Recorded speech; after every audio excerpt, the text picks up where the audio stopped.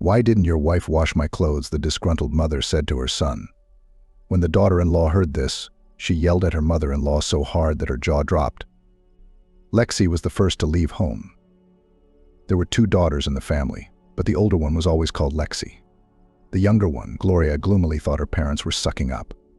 Lexi was different in personality, inheriting nothing from her mother and father. Maybe she'd been taken in an orphanage or even switched midwives. Parents are creative people, not of this world. Both artists. The house is a creative mess. Gloria herself saw her father thoughtfully stirring soup on the stove with a brush handle. The family's money is lean and mean. Then they buy a painting, and then the parents and their friends go to a cafe. And the next morning they divide a couple of bags of Nescafe into 4 cups by the number of family members. In the evening they eat empty potatoes, just boiled and eaten.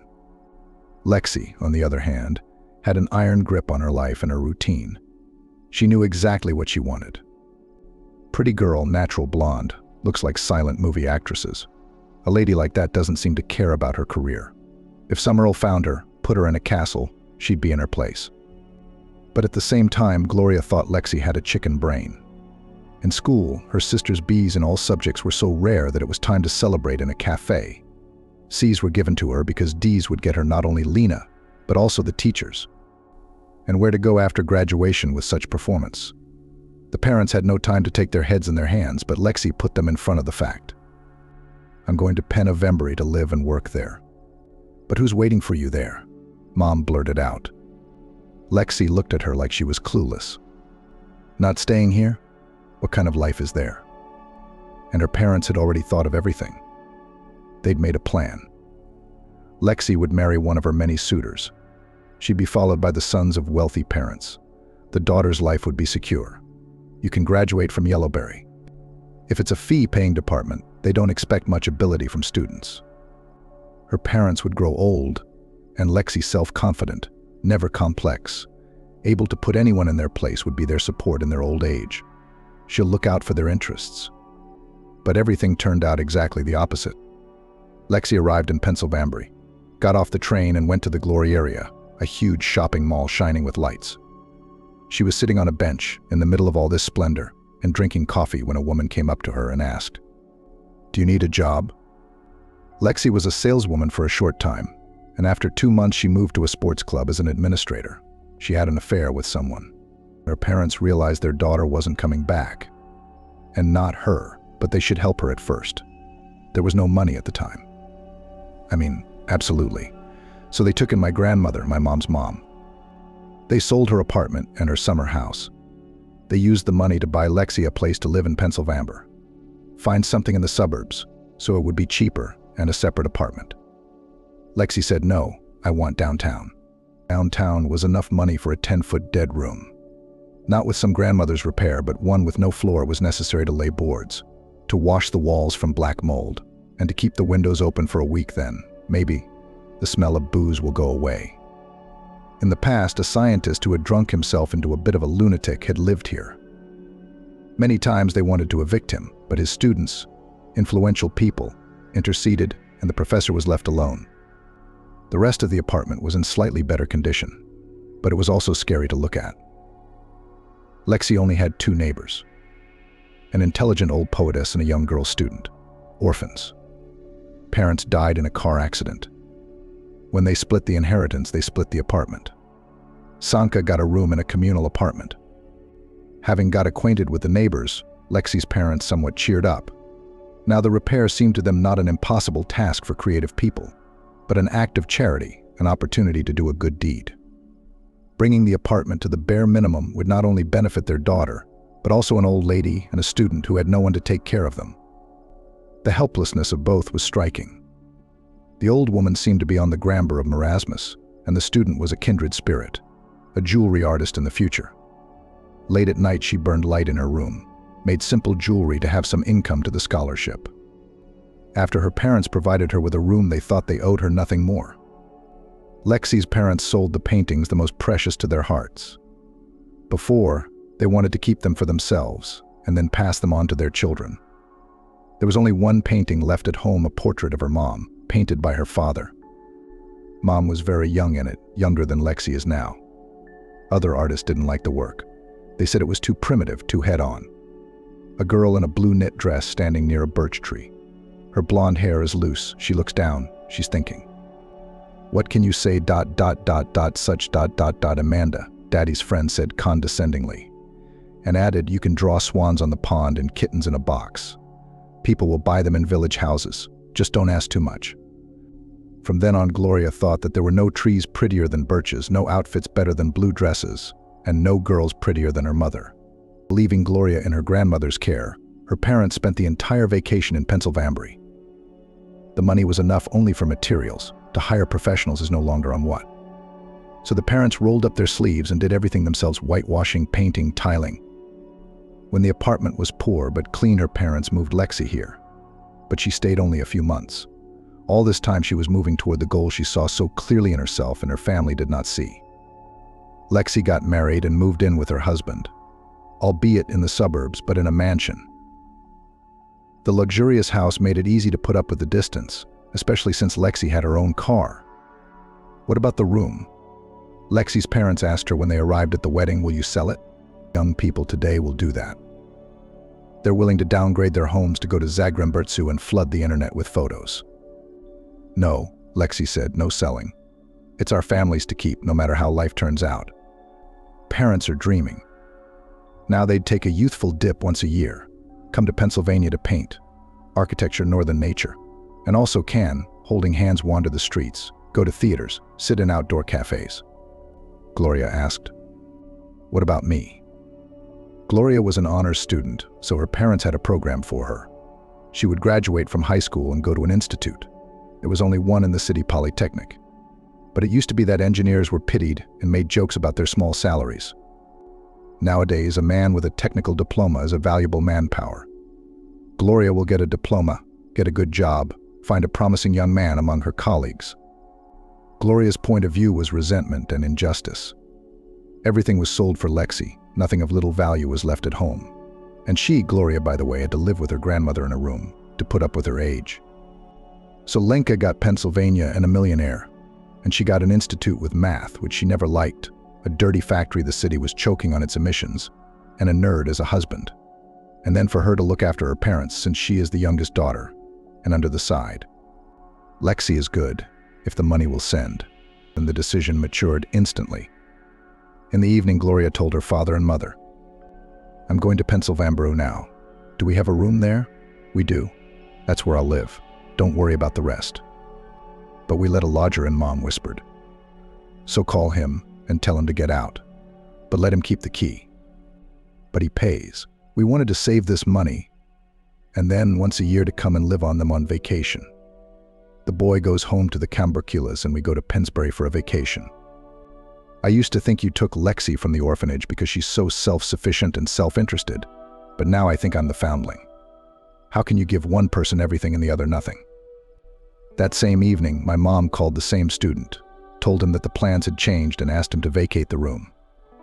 Gloria went to the northern capital and enrolled in medical school on a budget. She decided that it was necessary to get a grip, to settle in, and then she could go to the institute. But even in college, she finished her studies because she got married, and shortly before graduation, she was expecting a child. Gloria's millionaire husband was a long way from being a millionaire. Her Vincent had just come from the provinces, started a car service business. Maybe he perceived Gloria, as with housing, and also thought you have to start somewhere, something to hold on to. Vincent lived on rent and assessed Gloria's room, as well as the apartment as a whole, as promising. He was rubbing his hands together. "Let them sign the meters over to you," he said, referring to his wife's in-laws. "And there. I have a plan." It was hard to scratch out a room, but they managed. Lexi and her husband had gone to Europe. Her husband had a business in England. Against this backdrop, pregnant, wringing her hands, Gloria, who had nowhere to bring the baby, seemed like a creature from another planet. The sister signed the deed of gift, as if she had severed the last thread linking her to her homeland. "Look," Vincent told his wife, satisfied that grandmother is about to die. "We can sign a contract with her that we buy her kefir until her death, Validal bring, and she on us formalizes her housing. We'll make a deal." Vincent was sure of it. "And the other neighbor?" Gloria asked. She hadn't been able to make friends with either Mary or Sandra since she'd lived here. Somehow they had developed a mutual dislike for each other. Gloria wasn't used to communal living, and she wasn't going to get used to it. She lives in a room, and that's her territory. Everything else is none of her business.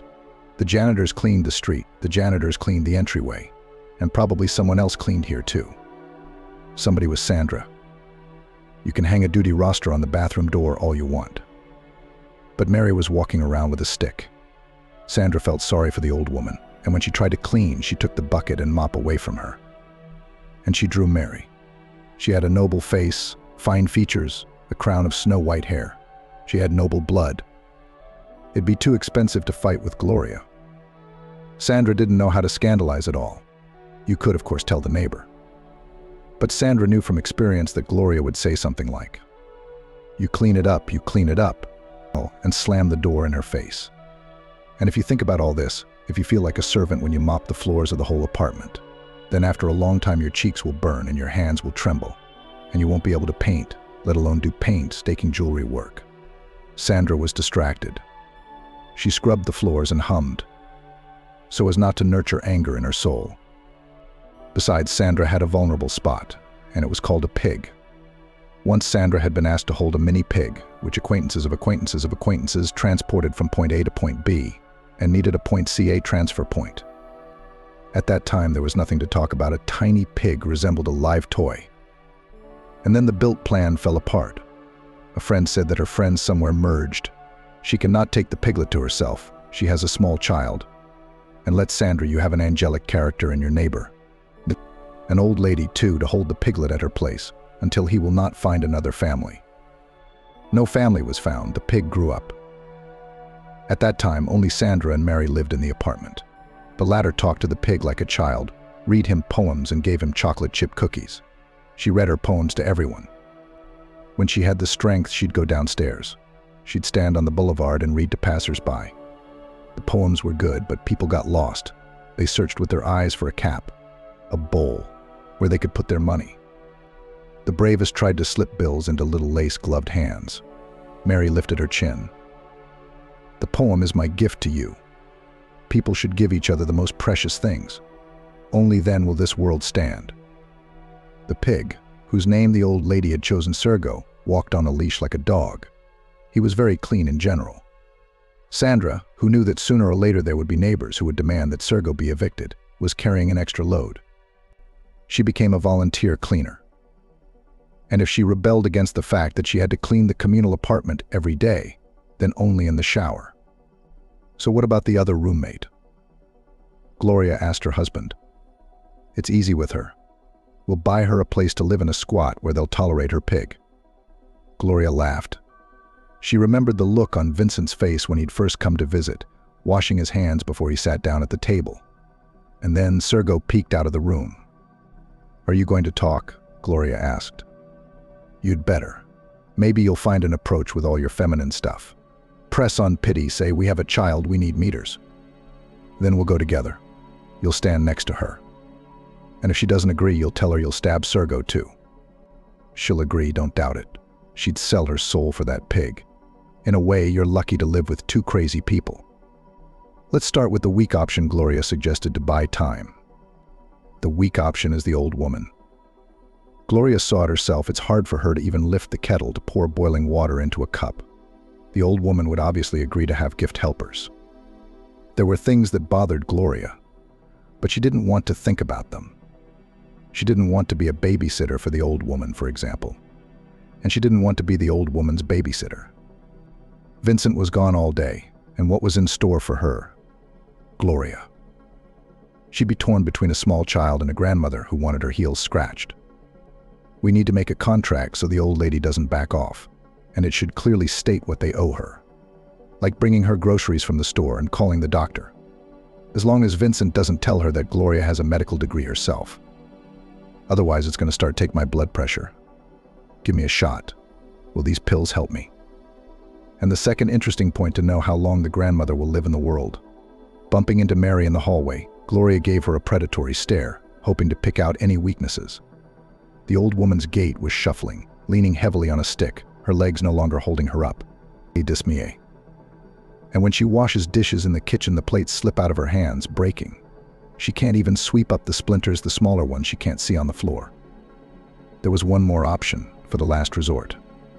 If the old woman lasted longer than was decent, she would have to be recognized as incapable, since she could no longer serve herself. Then she can be moved to a nursing home. But there's no way around it. First, you have to win Mary's trust. This will not be quite easy, since Gloria has already repeatedly rude to the old woman. Now she would have to change tactics. Gloria had no doubt that she would eventually succeed in winning the old woman's favor. So she didn't put off the conversation until the last minute. The very next day, she found Mary in the kitchen while she was making oatmeal, offered her tea and cake. Gloria was surprised by the result. The old lady tightened her lips and asked coldly, "What do you want from me?" "I want to talk."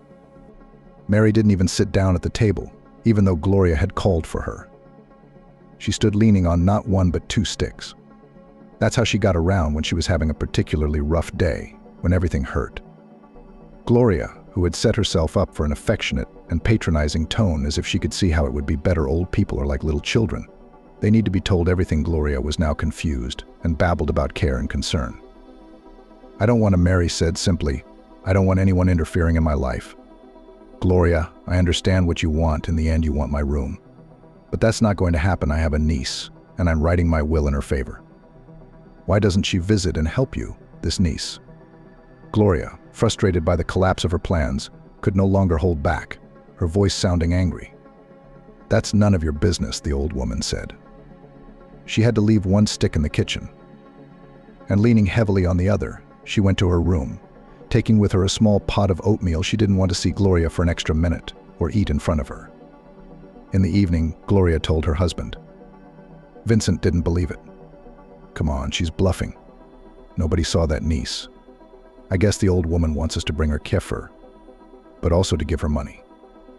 We have to put pressure on her." "How? She's lived here all her life. She's a native. She knows the value of her room. She's not going to give it up, judging by her tone. If she's a native, she remembers the 90s. That's the way to talk to her." Vincent went to the old lady himself, told Gloria stay out of it. "Or you'll say something pathetic. It's got to be tough." He came back about 20 minutes later. His shirt collar was unbuttoned, his neck was sweaty. He hadn't been a guest, he'd been in a bathhouse.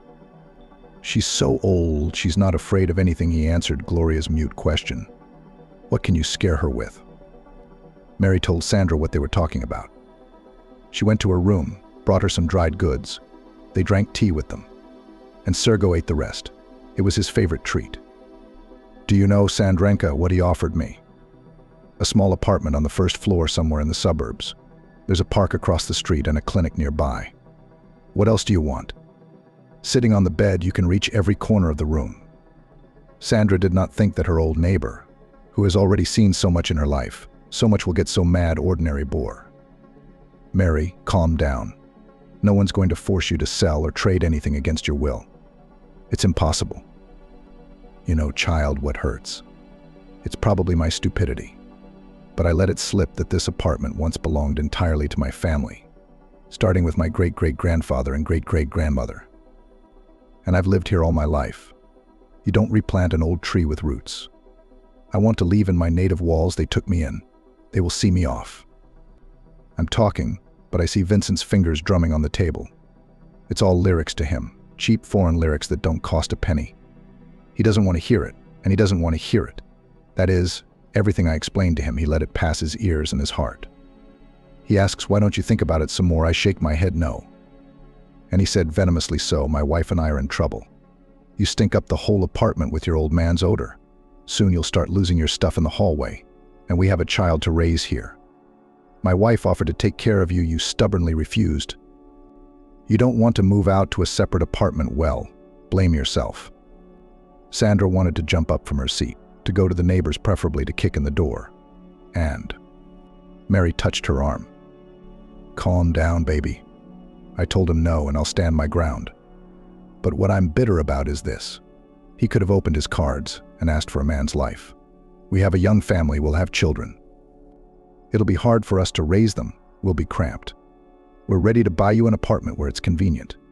And we'll pay you extra with money. That's human. with respect for me. And he tried to cheat the old woman, as they say nowadays, to get a free ride. What if it works out? What if I, a fool, agree? But he punished himself.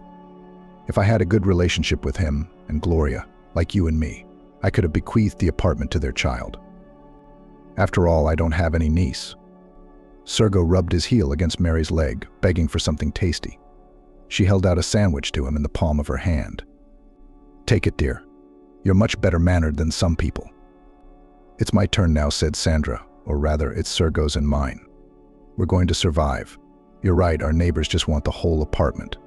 If they haven't even mentioned the extra payment to you, it means that Vincent is counting every ruble. Sergo's the only person I've got close to me.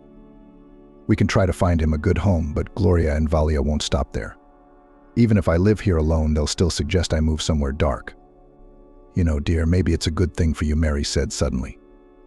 Sandra was so surprised that it was reflected on her face. Even her mouth opened slightly. "Why is that?" You see, Mary was silent for a few seconds. "Not too good to do in this house. Talking to you is an outlet for me. I find my second self in you. But I'd be very happy if you'd move somewhere else." "No, I don't want to. This street itself fascinates me. These old houses, each with its own destiny. From here it's 2 steps to the parks, to the theaters. If there's such an expression as the whole world in my pocket, then I can say I have the whole culture in my pocket here." "Well, let's hope that this cup will pass over this apartment," Mary said vaguely, and did not want to explain further. She just scratched Sergo behind his ear and offered him another dryer. From that evening, Sandra was preparing herself for an unpleasant conversation with Valia or Gloria. The neighbors were quiet for a while, although it was clear that it was the calm before the storm. Gloria barely said hello, acting as if she were the only owner of the apartment, and the rest were just random visitors who for some reason could not be kicked out, no matter how disturbing they were. That evening, Sandra suddenly found out that there was food at home only for Sergo. She had been working all day making a brooch of pink lily of the valley. It seemed as if you could hold it to your nose and smell spring. But her back ached, her neck ached, the fridge was a mess, and it was raining outside. Sandra decided to order takeout. When she felt that the jewelry turned out the way she wanted, the body began to spend energy with triple force, attacked the creative fever.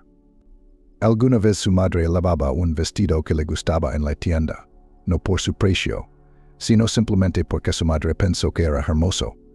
Cuando sus padres sumaron sus sueldos, apenas había suficiente para la vida y para sus 2 hijos, Sandra y su hermano pequeño Augusta. Ahora Sandra ganaba lo suficiente, pero que podía comprarse a su padre y a su madre. Solo un hermoso monumento. Hacía tiempo que la ambulancia se había marcado. Sandra estaba tumbada en la cama, tapada con una manta con la cabeza. Desde niña le parecía que era más seguro así. De esta manera nada malo podía pasar. El monumento lo eligió y lo colocó su tía, la hermana de su madre. Ella también le llevó a August. Fue un intercambio complicado. La tía de los padres, de 3 habitaciones, y la de Sandra, de una, se intercambiaron por un piso de 2 habitaciones para la tía, que se quedó con la custodia de August, y una habitación para Sandra. La chica estuvo de acuerdo de inmediato, después de haber aprendido que iba a vivir entre las antigüedades legendarias. Y ahora mirar por la ventana en las paredes amarillas tristes con el sudor y un patio donde creció una sola brizna de herba. Tolerar el barrio de Gloria con Valia y limpiar todo el apartamento. Incluso cuando sus vecinos no le decían ni una sola palabra, Sandra podía sentir las vibraciones venenosas que provenían de ellos. Es duro estar cerca de gente que quiere que te hayas más que nada en el mundo. Había 2 opciones. La primera era retirarse. No se quedaría sin un lugar donde vivir, ni siquiera gente como sus vecinos pensarían en eso. Por su habitación, Sandra podría conseguir un apartamento independiente en algún lugar de las afueras para cerrarla por detrás de sí, y sin cocinas ni baños compartidos. Pero no será por muchos años luego agudizar la humiliación que tan fácilmente se rindió bajo la presión de la gente grosera. Les proporciono condiciones. La segunda opción es luchar. Ponga Sergo en buenas manos, a fin de no dar a los vecinos triunfos. El cerdo es un pura sangre, tiene documentos internacionales. El puede ir al extranjero, a diferencia de Sandra. Ella no tiene pasaporte. ¿Qué pasará después? Gloria y valía upar en la habitación de María. Tarde o temprano ocurrirá. Aunque hay que esperar a que la vieja se vaya. Los vecinos se esparcirán en un panquik para conseguir esos metros. Hoy Sandra se quedará sola en un campo hostil. Volverá a casa y sentirá cuánto la odia todo el mundo. Tendrá que encerrarse en su habitación porque Sandra nunca aprenderá a escandalizar. No tiene ese gen del escándalo en su programa interno y no tiene dónde sacarlo. Sergio percibió el estado de ánimo de su ama. Cacareó sus pezuñas sobre el parque y hacían ruidos tintinantes y estrepitosos. Y empezó a mirarla ansiosamente a la cara, como si fuera un perro y lo entendiera todo. Luego la suegra. ¿Cuál es el problema de aguantar a un hombre durante una semana? Gloria se preguntó por qué estaba tratando esta visita tan corta como un desastre. Como si fuera un gato y la fueran a acariciar contra su peluche durante una semana. Pero un gato puede escaparse al desván, al sótano, o encontrar otro gato, incluso mejor que el que está en casa. Pero Gloria no puede ir a ninguna parte. No hay a dónde ir. Su suegra es una muchachita demacrada. Vincent la recibió en la estación de tren, cargó sus maletas en el coche. Pero de dónde venía la suegra, tenía que llevarlas hasta el tren. ¿Cómo iba a hacerlo? Las maletas ocupaban media cocina. Tarros de 3 litros con encurtidos, miel, manteca de cerdo e incluso un cadáver de pato, amarillo por la grasa. Ahora había comida suficiente para un mes. Gloria temía que su suegra hubiera cambiado de planes y se quedara 4 semanas en lugar de una. Y se dio cuenta de que nunca sería la nuera de Amber. La tía Amber no podía llamar la madre, su propia hija. Gloria había preparado una cena completa para la llegada de su invitada. Sirvió sopa de champiñones. No había sal en la mesa. Vincent fue a la cocina y cogió un poco. Su suegra apretó los labios. Gloria sirvió el segundo plato y recogió los platos sucios. Al salir por la puerta, lo oyó. Una buena anfitriona no se sienta si no hay nada en la mesa. Y su marido no sale corriendo a por sal. Tu padre no sabía dónde estaban mis platos. La relación se arregló de una vez por todas. Gloria no podía complacer a su suegra por mucho que lo intentara. Decidió no intentarlo en absoluto. Una vez más, tuvo que hablar mal de sus vecinos, incapaces de desaparecer en el aire para liberar el espacio que su familia necesitaba. Gloria fue a la tienda. Compró un biombo chino pajaros de vivos colores sobre fondo negro. Vincent ya había desmontado la cama gemela, y había literas estrechas a lo largo de las paredes. Gloria acercó la suya. Era mejor por un lado. Daba la ilusión de intimidad, tumbada con las piernas en alto. Y Gloria se le hincharon los pies con el embarazo. Por otro lado, daba la sensación de que la habitación pertenecía a su suegra y a su hija, y ella, Gloria, era superflua. Escondida en un rincón, en su perrera. ¿Por qué había venido Amber? Se preguntó Gloria. Solían ir a la grande ciudad a comprar cosas que no encontraban en el campo. Hacían una lista en más de una hoja de papel, incluyendo a parientes y conocidos. Pero ahora se puede comprar de todas partes. Y mi suegra no quería ir de compras. Gloria no se dio cuenta enseguida. Amber había viajado lejos para ver cómo le iba a su hijo. Ajustar su vida a lo que ella crea correcto. Aprendí a hornear le dijo a Gloria. Tú no te acerques al horno, pero deberías. Las tartas son tan útiles. Cuando crié a mis hijos, siempre tenía un plato de tartas en la mesa. Con patatas con col, con lo que fuera más barato, incluso con salchicha de hígado. Y mis hijos nunca pasaron hambre.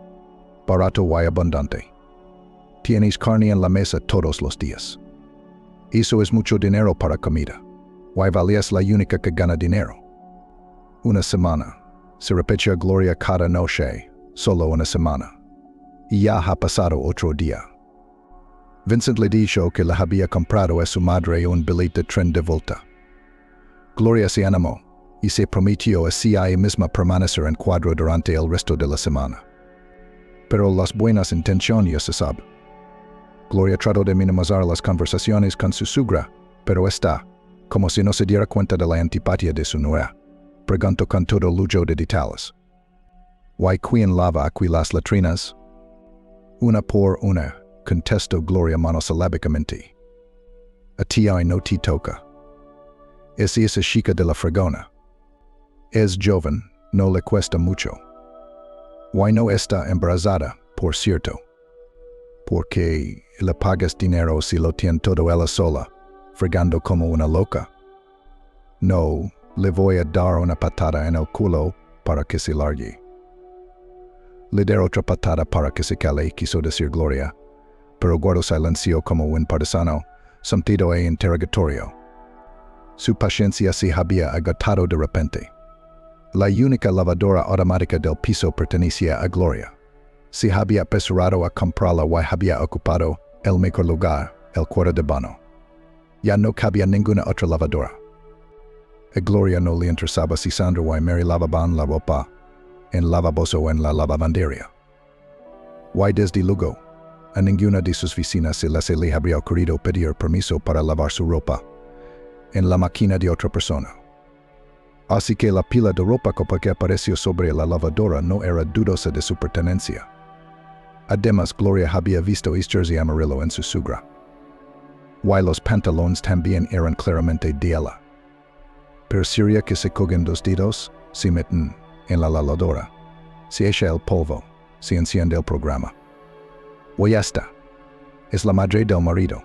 Se marca dentro de 2 días. Pero Gloria sintió una novena oleada de irritación, incluso de odio. No quería tocar la ropa de aquella anciana, cogerla con las manos, aspirar el olor de su cuerpo sucio. Quería vengarse de alguna manera por una semana de vivir con la boca cerrada, con la boca tapada y incapaz de decir lo que pensaba. Empujó con el pie la ropa de la anciana hasta el rincón más sucio de la bañera y la pisoteó. Metió la ropa de cama en la lavadora. Antes de que llegara su marido, colgó sábanas y fundas nórdicas blancas como la nieve, perfumadas. Y mi suegra vio que sus cosas estaban sin lavar. Fui al baño a comprobarlo. Cuando volvió tenía los labios apretados. Cuando llegó Vincent, Gloria debía servir la cena. Pero dudo. Quería salir tranquilamente de la cocina, a la puerta y a lo que decía su abuela. Gloria no dudaba de que se escucharía. Pero había subestimado la indignación de Amber. Ni siquiera quería esconderse. Cuando Gloria puso un plato de chuletas y puré de patatas delante cada uno, su suegra preguntó, con la barbilla levantada, dirigiendo solo a su hijo, como si su nora ni siquiera estuviera aquí. ¿Por qué tu mujer no ha lavado mi ropa? Vincent tenía hambre. No tenía ganas de discutir. Debí de estar cansada, dijo diplomáticamente, blandiendo el tenedor. Si pasa el día tumbada en la cama, su suegra quiso resumir las observaciones de la semana. ¿Why escupa el teco? ¿Why le cuesta poner la colada? ¿Por qué? Ahí es donde Gloria se salió por la tangente. Porque no soy lavandera, dijo con una sonrisa que podía eclipsar al sol, por lo que tenía de oriente, porque tú y tú vives en mi casa. Why si lo esperáis, que os complazca otro, pero no yo. El suegra jadeó, con indignación y ganas de replicar. Si le desencajó la mandíbula. Why entonces una de ellas se movió de su sitio habitual. A mi suegra le hicieron la prótesis más barata en el hospital del distrito. Why no aguanto la emoción. Tuve que correr al baño para arreglarla. Fui una humiliación adida. Gloria salió para calmarse y preparar té. Cuando volvió, Vincent estaba ayudando a su madre a hacer las maletas. No había mucho. Su suegra había traído las cosas en bolsas grandes y su propia ropa en una pequeña. La ropa sucia estaba en una bolsa. ¿A dónde vais? Preguntó Gloria, enfatizando el tú. No le interesaba saber a dónde iba su suegra. A casa de un conocido, respondió Vincent secamente. Si había lavado a su madre, no había vuelto a casa por la noche. pero Gloria sabía que solo era temporal. ¿A dónde iría? Un celo en el pasaporte, un teco y un hijo en el horizonte. Volverá como un bombón. Solo se cuidará con la vía hasta que la suba al tren para demostrar que está con ella. Y entonces vendrá. Sandra y Mary apenas se dieron cuenta de que un extraño vivía en el apartamento. Ya antes se habían sentido atraídas hacia sus habitaciones, como un caracol hacia su concha. La vociferante y perpetuamente descontenta Gloria llenaba todo el espacio del apartamento. Y no querían cruzarse con ella. Sandra estaba sentada en la cama, acariciando a Sergo, cubierto con una manta de cuadros escoceses, rascando el cuello. Pero sus pensamientos vagaban muy lejos. Se dio cuenta de que era poco probable que un incidente como un intento de suicidio en una sola casa llegara a los principales sitios de noticias. Así que ahora se limitaba a ir de una red social a otra, desplazándose por las noticias de la comunidad, mirando un día, 2, 3 por delante. Se dio cuenta de que este trabajo podía ser interminable y, incluso infructuoso. Y era aún más probable que así fuera. Pero qué extraña sensación era enterarse de lo que nadie más sabía. Es difícil ser Dios. Y incluso llevar una pequeña chispa ser un visionario también es muy difícil. Pues ver quién ganará un partido de fútbol, qué político tendrá un batacazo en su carrera, pero a Sandra no le interesaba nada de eso. De repente se estremeció y parpadeó mucho. Tenía la costumbre de parpadear, como si todo lo desagradable fuera a desaparecer por sí solo si parpadeaba, y luego lo miraba más de cerca. Volviendo a casa hoy, leyó en el foro, la primera hora de la noche, vio, y nosotros en el patio ambulancia se encuentra. Secana una chica. Tenía la cabeza destrozada, el pelo en que vi. La sacaron tan rápido. Quería acercarme y preguntar qué había pasado, pero la cargaron seguida, y se fueron, con intermitentes. Debajo del mensaje había una foto, al parecer tomada apresuradamente con un teléfono. Sandra parpadeó por última vez. Nada había cambiado. Era la entrada de su casa, un graffiti familiar. Y en la Camila. Sí, parecía que era ella. Estaba cubierta de algo, pero ese pelo ensangrentado. ¿Se puede cambiar el destino? ¿O te seguirá lavando a la serpiente, como alega el profeta? Tratar de trepar o doblar las patas sobre el pecho, dejar que sí como será. Sandra echó un vistazo a la fecha. Sería dentro de 5 días. Así que solo tenía 5 días. Sabes el día, la hora y el lugar en que te va a suceder. Así que vete a un lugar tranquilo y espera. Luego vuelve. Había un lugar donde ir. Podía pedirle a una de mis amigas solteras que pasara la noche. Y su tía no la echaría si era solo por una noche. Puedes inventar una versión convincente para cada uno en casa. Hay problemas con el agua, el gas, la electricidad. Los vecinos están haciendo reformas. Ella está enferma por el olor a pintura. Hay un montón de opciones para elegir. Entonces, ¿por qué se retrasó Sandra? Sergo. No será bienvenido, pero Mary puede cuidarlo por 24 horas. ¿Se quieren? Entonces, ¿qué? ¿Esta es la mariposa de la historia de Ray Bradbury? No puedes interferir con lo que está programado por el destino. Una mariposa aplastada accidentalmente puede cambiar el curso de la historia. Lo más fácil es no creer todo lo que ha pasado en los últimos días. Lo único que puede hacer el teléfono es la madre de Gloria. Sandra será apoyada en esto por todos menos por Chris. Pero suponiendo que la predicción sea cierta, es insoportable esperar los problemas, y no hacer nada. Sandra tenía planeadas 2 cosas a la vez: ir a casa de su hermano y hablar con Chris. Con August tenían una gran diferencia de edad. Su hermano tiene 2 años y, por supuesto, se considera un adulto. Y está enfadado porque todo se decidió por él en su momento. No quiero vivir con mi tía, dijo entonces. Sandra era un desastre medio ciega de tanto llorar y confundida como una niña. ¿Por qué cómo? Era una niña de 18 años, hija de su madre, su favorita, estudiante de primer curso. Le parecía que con la muerte de sus padres todo había terminado para ella. ¿Por qué no se la lavaron con ellos? ¿Por qué no se fue con ellos en aquel coche? ¿Por qué no le gustaba la daca? Why papá y mamá iban a recoger bayas. Hay muchas fresas en la casa de campo. Tía Nelsie. Loraba why vestía de negro, pero nunca perdía de tal.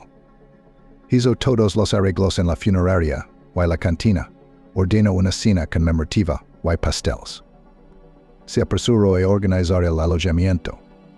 El hermano y la hermana se aferraron el uno al otro, las dos últimas piezas de la familia rota, pero la tía dijo: Lo siento, Sandra, eres casi una adulta. No te voy a acoger. Te casarás mañana o pasado mañana una familia joven, niños. Es difícil para mí involucrarme en todo eso. Tendré la custodia de August. ¿Qué vas a hacer ahora con él sobre tus hombros? ¿Qué tienes además de tu beca? Estudia mucho, ponte las pilas y tu hermano crecerá conmigo. No te preocupes, no le herdano. Ahora dividiremos el apartamento. Para ser justos, tendrás tu propio lugar. August sostuvo la mano de Sandra todo este tiempo, como si esperara que ella interfiriera en este plan. Y ambos siguieron viviendo en su casa como antes. Excepto que el dormitorio de los padres quedaría vacío. Pero Sandra se dio cuenta de que si no dejaba que sus emociones abrumaran su alma, se apoderaran de ella, su tía tenía razón. El mayor temor de Sandra era que, ocupada en estudiar y practicar, echaría de menos a su hermano. Él dejaría los estudios, se metería en alguna empresa de traspatio, o ella, la hermana, se daría cuenta de demasiado tarde. Dios no lo quiera, los chicos robarían a algún transeúnte tardío o entrarían en un kiosco por la noche, o incluso se volverían adictos a las drogas. Entonces sus padres la maldecirán desde el más allá por no vigilar. Ella es la hermana mayor, así que es culpa suya. La tía Nelsie trabajaba como contable en la oficina del distrito, aunque no tenía hijos propios, pero no era ajena al proceso educativo. August, entonces todavía muy joven, no podía decidir nada por sí mismo. Pero el hecho de que su hermana cediera ante su tía, lo tomó como una traición. Y durante mucho tiempo después no quiso hablar con Sandra cuando venía de visita. Solo últimamente se había ablandado un poco, y había algo parecido a la antigua relación entre ellos. Ahora Sandra no quería subir al apartamento de su tía. Llamó a su hermano y lo citó en el patio. Sandra lo vio al salir de la entrada y no pudo apartar los ojos de él. Estaba claro que Auguste llegaría a ser un chico guapo, pero lo más importante era que se parecía tanto a su madre. Se cree que los niños se parecen a sus madres y las niñas a sus padres. Ahora Sandra y August ven el uno en el otro un reflejo de sus padres, que ya no están. ¿Qué haces? Preguntó August acercándose. Sandra legó a mala hora. Normalmente visitaba a su hermano los fines de semana, pero hoy era miércoles. En otras ocasiones Sandra habría bromado al respecto, inventado alguna razón, pero hoy se permitió ser sincera. Ti, echado de menos dijo. No tengo a nadie más que a ti. Soy yo el que, no tiene August, aquel niño de 2 años, nunca había hablado con tanta seriedad. Tienes algún cabrón. Tienes o tendrás tus propios hijos. Yo, mi tía no vi la hora de que termine el 9º grado y me vaya a alguna universidad. Y eso es todo, él es libre. Y yo, el ejercito, luego el resto de mi vida. Tal vez entonces cuando termine de servir y manda a mi tía al infierno no estar solo, pero por ahora. Para asombro de August, su hermana le abrazó con fuerza. Quiso estrechar la cabeza contra su pecho, pero él ya era más alto que ella. Chocaron las frentes. August, lo siento, dijo Sandra. Te quiero igual, ya lo sabes. ¿Qué haces aquí? Le devolvió la llamada, mientras Sandra se alejaba, a toda prisa, y parecía limpiarse los ojos con las palmas de las manos. Ella se limitó a hacer un gesto con la mano de déjame en paz, esforzándose por no romper el horror delante de él. fue un infierno. Todos se habían puesto de acuerdo para acabar con ella, tanto su marido como sus propios familiares. Gloria colgó el teléfono y soltó una carcajada de esas que hacen que la gente que te rodea corra a buscar sedantes o incluso una camisa de fuerza. Su padre acababa de sorprenderla con la noticia. Su abuela viene a Pennsylvania a visitarla. La anciana solía tener su propio apartamento en invierno y una casa de campo en verano. Le habían dicho que tarde o temprano llegaría la hora en que tendría que reconocer su edad o mudarse con sus parientes o ingresar en una residencia. Pero era como una tormenta que los meteorólogos prometen para dentro de 3 días. ¿Sí pasaría? O tal vez se sentiría tolerable hasta el final, y iría a Dios desde sus miros natales. Ahora estaba sentada en casa de su hija y yerno, en una casa que consideraba extraña, y a la que no podía acostumbrarse. Gloria recibió una llamada de su padre. Su voz era culpable. La abuela quiere venir a verte yo. Gloria se quedó boquiabierta. ¿Por qué? ¿Por qué? Ella te crió, su nieta favorita. Why has tanto tiempo que ni siquiera pregunta por ella? Ella dice Gloria se ha olvidado de mí. ¿No vas a venir a nuestra casa, verdad? Bueno, tal vez la abuela es. Por un lado, para agitar las cosas, porque todos sus amigos todavía están donde solía vivir. Why por otro lado para decir adiós ya es viejo. No importa cómo resulte la vida, tal vez no vuelvan a verse. Gloria se lo imaginaba. La abuela siempre necesita saberlo todo. ¿A dónde ha ido? ¿Por qué? ¿Cuándo volverá? Why por qué tan tarde? Es mejor no ir para la mar. ¿Qué has comprado? ¿Qué vas a cocinar? No quiero eso, cocíname esto. Gloria se convertía tanto en una niña pequeña que tenía que informar de cada movimiento como en una sirvienta a la que la abuela Lucia se enseñoreaba. Por un momento, Gloria se sintió realmente igual a la pequeña de la familia, a la que no se le ocurría recazar a los mejores. Si compra la puerta mosquitera para poder darle un rincón a su abuela, Vincent volvería no le debía nada a la anciana. Gloria se imaginó la cara que pondría cuando se enterara de que su mujer había echado a su madre para acoger a su abuela. Porque los jóvenes, que aún estaban programados por la naturaleza para vivir, tenían que adaptarse a alguien cuya edad ya había pasado. De ninguna manera, le dijo Gloria a su padre. Expliquéle a la abuela que no tengo dónde lavarla. Que ni se le ocurra. A su edad, es un camino duro y de gastos, y yo no tengo ni un rincón libre. Y desde el resentimiento con la vida, y con sus familiares, que no entienden nada, y le cargan un problema tras otro, loro directamente al auricular del teléfono. ¿O es burles de mí? ¿Verdad? ¿Estáis todos haciendo agua sobre mí? ¿Por qué no os compadecéis de mí? Envía a la abuela a casa de Lexi en Londres. Probablemente se divertirá más allí que mi maldita comuna. Y sin escuchar lo que su padre le decía, cortó la conversación y se quedó saludando largo rato en su habitación, cayendo rendida sobre la cama. Sentía que el mundo entero estaba en su contra. Antes de ir a casa de Chris, Sandra tuvo que sacar a pasear a Sergo. El cerdo tenía un arnés especial hecho a medida para pasear, pero era imposible encontrar un collar para su grueso cuello. El cerdo caminaba con aire de negocios, sin fijarse en nadie a su alrededor. Solo le interesaba una cosa: lo que podía comer por el camino. Probaba de todo.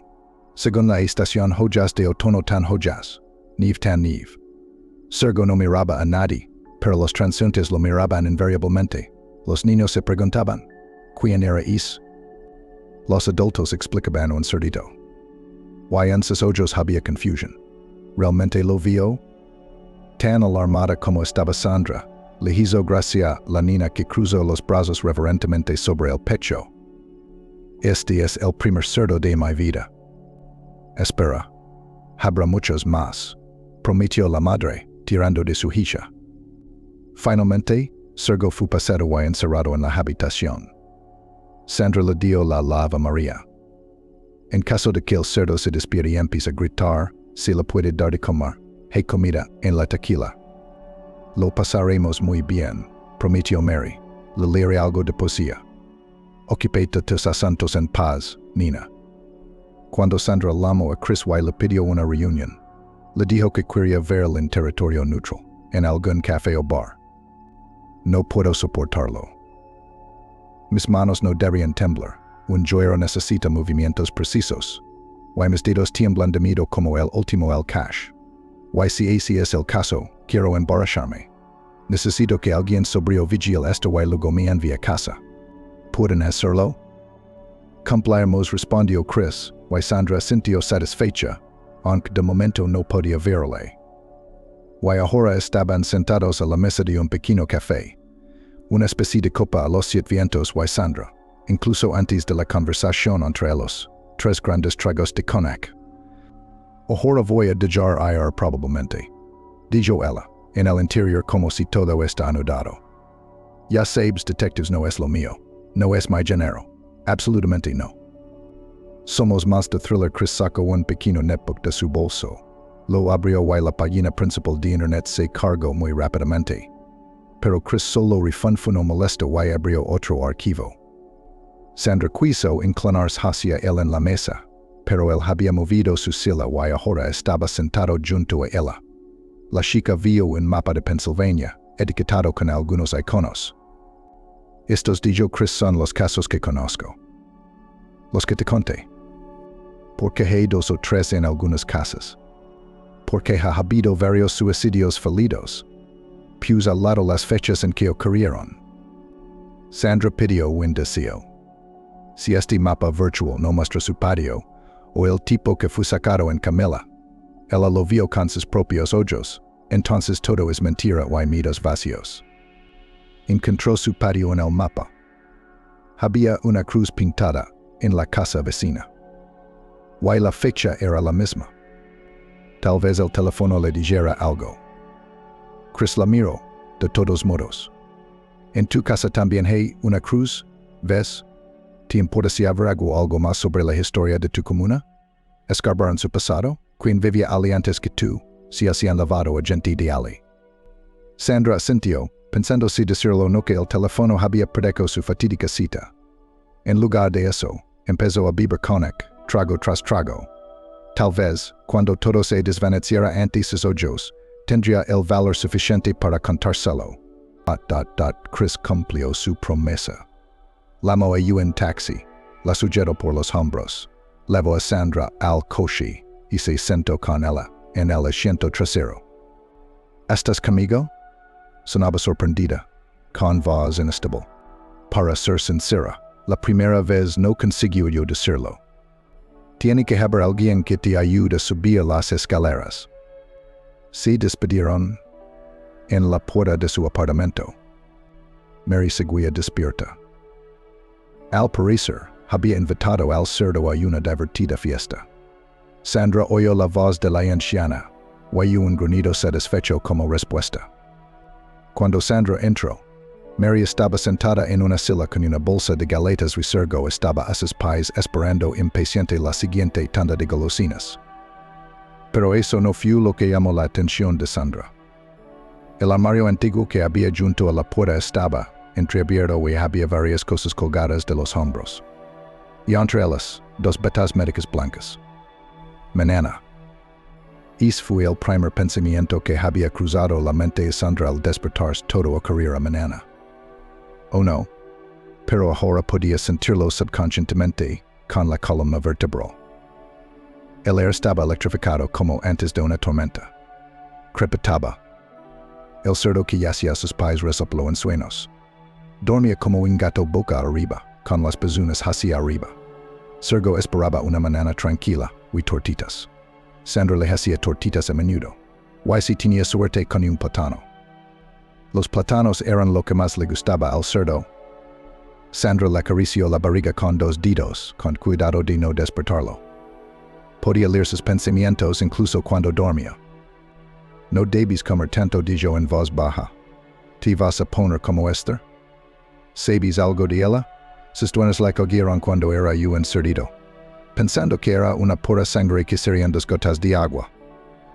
Pero creció y se convirtió en un gran caballo. Quiero decir cerdo, Iba a decir cerdo. En ese momento casi envidio a Sergo hasta las lágrimas. Ella también quería pensar en tortitas y plátanos, en abalorios y bragas, en una playa blanca como la nieve y en mar cálido, donde había estado varias veces en su lejana infancia. Pero en lugar de eso, tiene que averiguar exactamente cómo la van a matar. Porque esta pregunta no se planteó, ya estaba visto. Y ayer, cuando habían hablado con Chris, ellos también cada uno de ellos sabía por qué. Son jóvenes. El cuerpo funciona como un reloj. Y cada parte cuesta dinero. Mucho dinero. Y es tan tentador atrapar a un hombre en tu telaraña como una rana, a una mosca que nadie lo buscara. Sandra sacó su móvil. Lo ponía debajo del colchón por la noche. En el mismo sitio, para que incluso en la oscuridad pudiera buscarlo a tientas en cualquier momento. Tal vez esperaba que con la fuerza de su voluntad pudiera hipnotizar el futuro, cambiarlo. Sandra también sabía que hoy sería la última vez que vería esta página del foro, esta foto. El móvil solo mostraba el futuro, pero no el hoy. Así que miró la foto con triple atención. Queen estaba tumbada en la camilla, ella o Gloria. Ambas tenían el pelo ondulado hasta los hombros.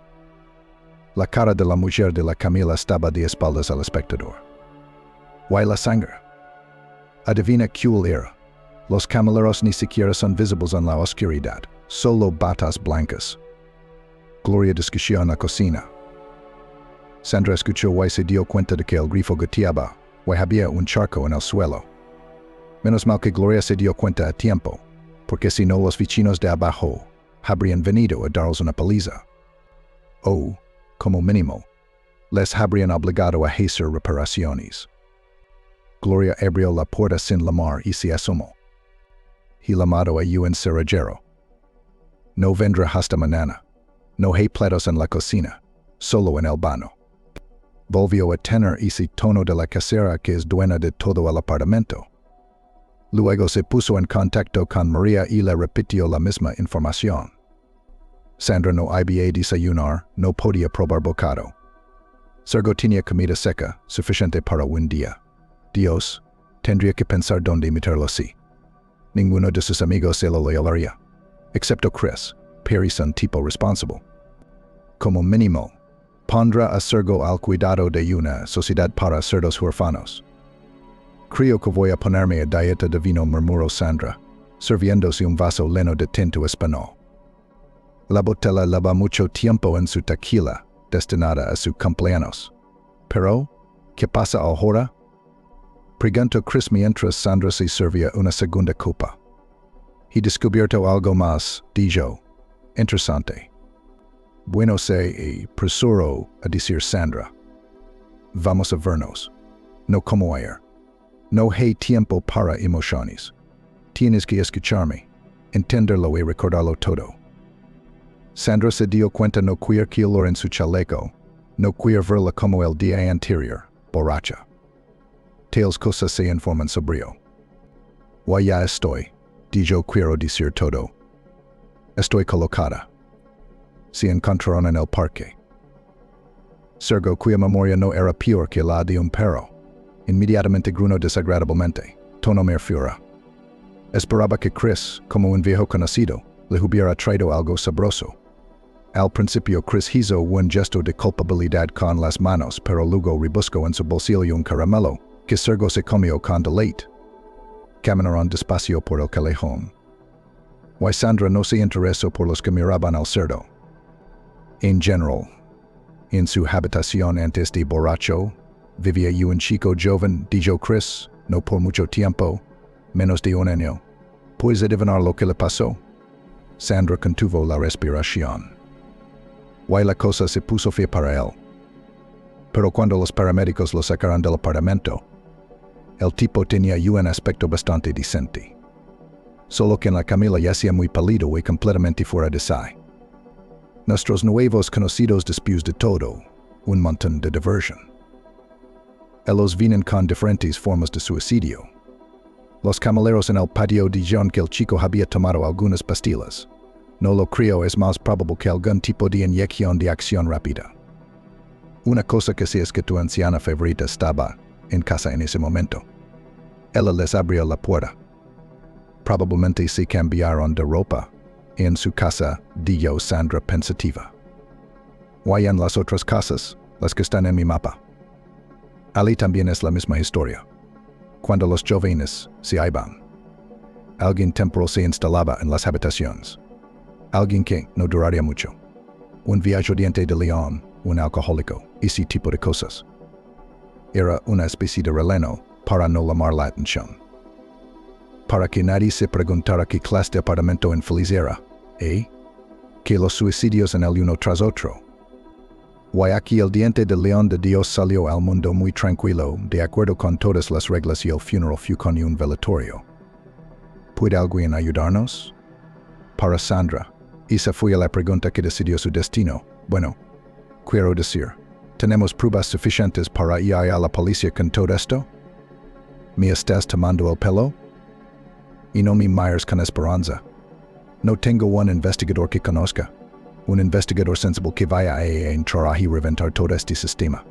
Porque es un sistema, estoy segura. Así que ya está, resumió Sandra, bajando la cabeza. Aunque ella se muda ahora, al cual yo empiezo en otro sitio solo dime. En que el sistema solo se detendrá un poco. Luego, a la arana teguera su tela. Alguien más irá a desmantelar. No conozco a ningún operativo, dijo Chris, pero conozco a un gangster.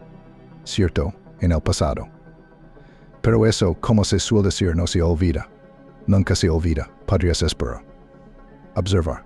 Reunir datos, pero no puedes, mañana tengo que salvarte.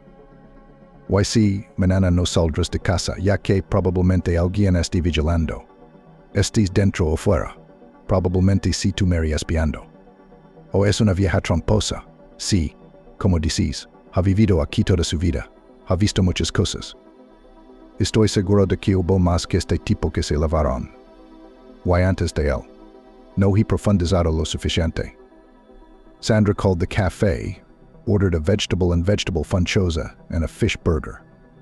Ever since she had Sergo, she couldn't eat pork. They promised to bring everything in an hour, but the courier showed up early. A young guy with an intelligent face. Probably also a student who had found a part-time job.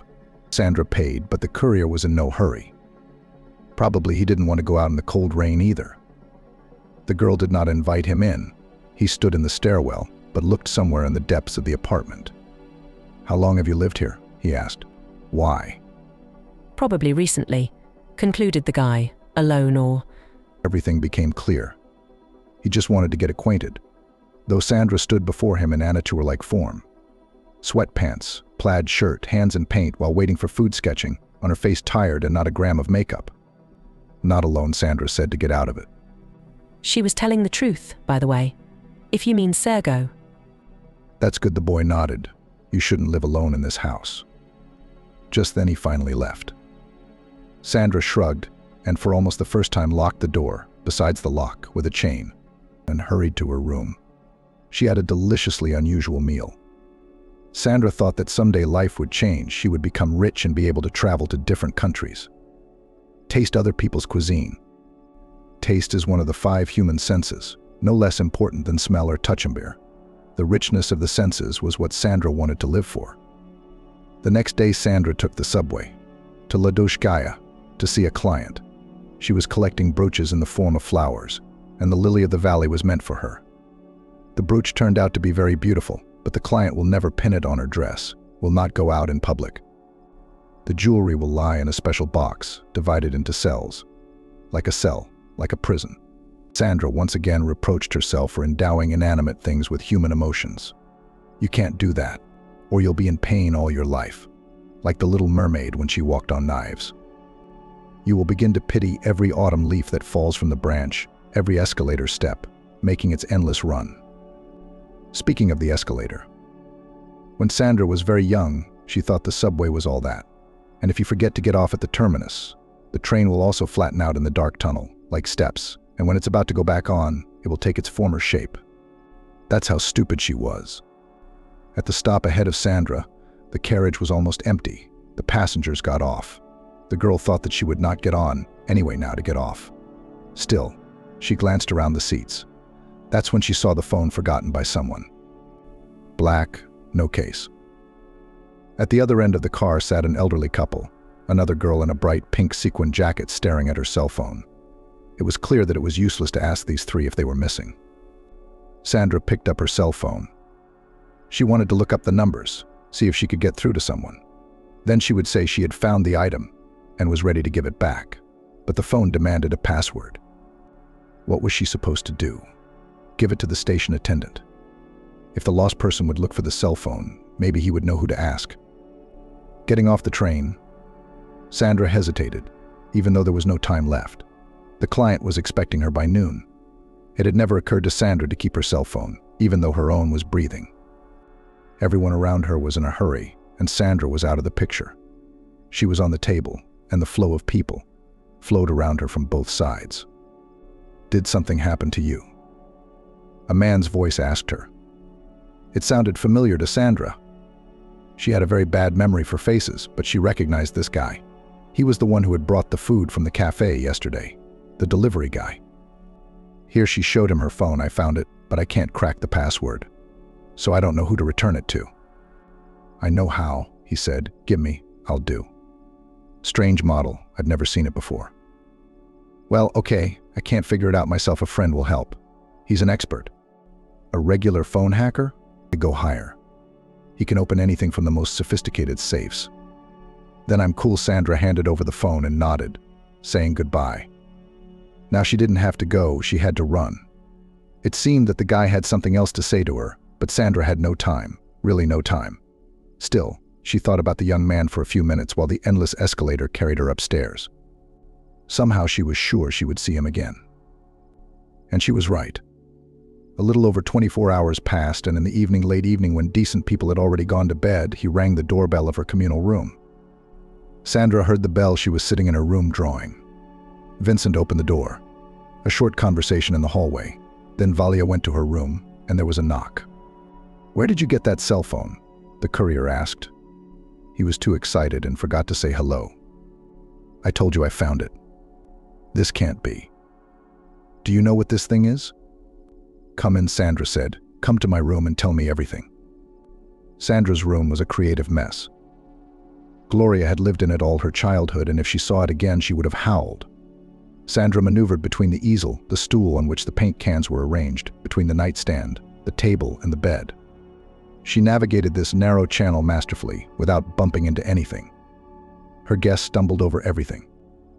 The small room had high ceilings. Sandra often wished people could fly. How much space she would have then. She flew up at the threshold and dropped straight down onto the bed. Sergo was sleeping on the bed. There was no canine wariness in him. He didn't care that people had entered the room. So he slept, turned to the wall with his nickel, to the guest with his curled tail. The guest blinked a lot. Probably thought he was hallucinating. Where would you find a Lev pig in the middle of Pennsylvania Ambury? And in bed? "Do you work for the circus?" the guest asked. "I make brooches," Sandra said dryly. "Sit down." She sat down on a stilted stool, where she did not dare to seat the guest. He had to lower himself onto the bed and feel Sergo's warmth in his lower back. "What did you want to tell me?" Sandra said hurriedly. "Does this phone belong to someone important? But what was such a person doing in the subway riding with mere mortals? It's hard to believe. Or is it a gangster's cell phone? Or is it not a cell phone at all?" "It is a phone," said the guy, "but I don't know what kind of person it could belong to. And yes, my name is Chris." Sandra hadn't asked his name before. Why? He would be gone in a few minutes and they wouldn't see each other again. "Look," Chris said. He turned on his cell phone. The blue background lit up. Pressing C. "The contact list is empty. No one's called lately. There's no incoming or outgoing calls. Nothing. But there's internet on the phone. I can see that you don't understand, because it's just the way things are. ... Nowadays, everyone lives with their nose in their smartphones. But yesterday, when I cracked the password, I opened the Google homepage. I thought maybe I'd get lucky with my email. But I saw the news. I read the news on Google too. What kind of news do you read?" Chris' voice had a slight irritation and impatience in it at the same time. "Here, look. I'm opening it." Look carefully, do you see anything unusual? Sandra looked honestly. It's just a normal Google page in the mobile version. What's wrong? Look at the date, Chris said quietly. But it's... Sandra looked up at him. It's tomorrow. Is it a typo? A glitch in the system? It's not a glitch. That's how all the news sites work on this cell phone. You can set any upcoming date on the calendar and see what events are coming up. It must be some kind of trick. A program, like a game. I wish. Yesterday when I cracked the password, I spent the whole evening with this phone. There was a front page story about an accident on the M5. 15 cars, casualties. I wanted to read more about it on my laptop. But it wasn't like that. Peace and quiet. Then I turned on my cell phone again, and I was already paying attention to the date. It was inexplicable. I thought it was a system failure too, and went to bed. And the next morning the accident was all over the news. I was electrocuted. Chris said the last words quietly. Sandra was so confused that she couldn't find anything to say. So they sat there in silence. And today, until tonight, I was, so to speak, testing the phone. Testing its capabilities. It won't tell you what's going to happen in 100 years, but it will tell you what's going to happen this year. You can read it for yourself. You can Google it. You can Rambler it. You can read it in the electronic versions of newspapers. Are you going to tell anyone you found him? Because if it's true, you've got a priceless item. I'm not going to show it to anyone, and it's not mine. Take it. Chris put the cell phone in Sandra's hand. You found it. I think these things choose who they come to. But I couldn't have done anything with it without you. I'd still have it sitting there dead, or I'd have thrown it away. Yeah, why don't we call it a you? I agree. But you should take it. You need it more. Why? And yesterday you were talking some kind of riddle about our house. Can you tell me? I don't want to scare you. I hate that phrase. Sandra exploded. It's everywhere. Your symptoms are not good. I don't want to scare you. But if you don't do this, I don't want to scare you. But something will happen. Can't you just tell me the human part instead of the fog? I want to know. After I lost my mom and dad, I'm not scared of anything. When you said you didn't live alone, did you mean him? Chris jabbed his finger at the pig. Sergo grunted in his sleep. It was clear enough as it was. I'll tell you what I know, Chris said. I know very little, but I don't like it. And in my opinion, you need to be very careful. All right. Listen. Anyway, I'm learning. Surprised. Sandra grinned. I'm studying to be a historian and I have a hobby. I look for everything unusual and interesting about this city. Its secrets and mysteries. It's the same thing, said Sandra. No, Chris objected. Here's a simple example. If two people keep something from the third, it's their secret. And if all three don't know something, it's their secret. So I came up with suicide. I know of 24 houses, maybe more, where young people have tried to commit suicide. So it's all over the place now. Everybody's depressed. Not enough sun. Lots of rain. No confidence in the future. Chris was either trying to convince her of something or just talking out loud. But none of the people I'm talking about went out the window, took a pill. Usually it was a rope or a razor. And each time, an ambulance would arrive surprisingly quickly, picking up the clients still alive. And everything ended with a faceless death certificate, that's all. However, nobody got involved in this story, did not dig deep. None of these guys had any close relatives. You think this was about housing? So someone could get their square footage? Sandra was suddenly scared. But why did only young people commit suicide? Not a single old man or woman. And after all, old people also often have depression. But the most interesting thing is that in all these cases, the ambulance is as if waiting outside the door. It came right away and always took them away. You probably know how you have to wait for an ambulance, sometimes for hours. And if a person has to be taken to the hospital, neighbors who are stronger are called to help. Because young girls or paramedics come, they can't lift the patient themselves, they can't carry him. And for these calls, there was always a brigade, 2 or 3 shouldered men. How did you dig all this up? These are not some interesting historical facts. Why did you take it up in the first place? By chance, Chris admitted, really. By pure chance. On one of the forums got a message say, My neighbor, a young girl yesterday ambulance took away, came with a whistle. And when we called for a sick child, 2 hours could not wait, but there really was a hard case. Luba later died in the hospital. And most importantly, the day before, it was not noticeable that she was going to lose her temper. She was cheerful, joking with us. I was hooked by this story. I couldn't forget it.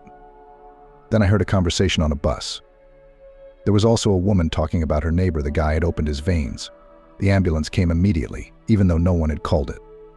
And the kid never came home. And when I started looking for similar stories, it turned out that there are plenty of them.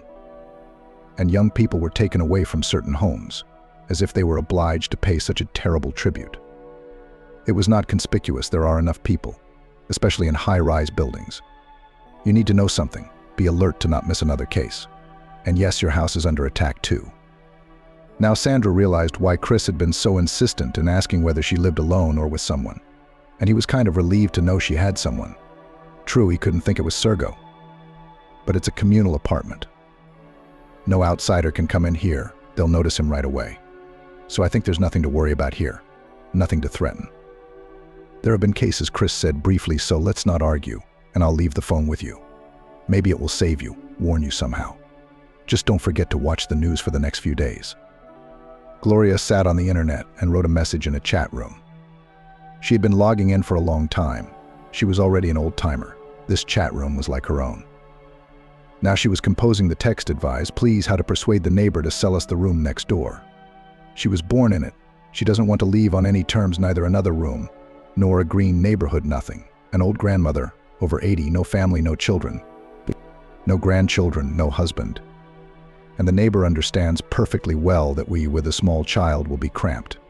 She is such a nuisance. What to do? Vincent came home from work. Gloria barely had time to send her message. She ran out to warm up dinner. There it was, the act of love. The smell of buckwheat made her sick, and Gloria turned away from the cutlets so she wouldn't see them. But Vincent liked a good meal, so she had to make it work. Gloria didn't have any money of her own. It all came through her husband's hands. You had to please. Today, however, Vincent was unusually restrained. He ate the over-salted soup in silence, then reached for the second. What's wrong? Gloria asked. My mother is going to visit, he answered after a short pause. Gloria knew her husband had only one mother, living in a remote province, somewhere near Samara. What would she do in Pennsylvania? The unspoken question hung in the air. Vincent understood. She wants to see me.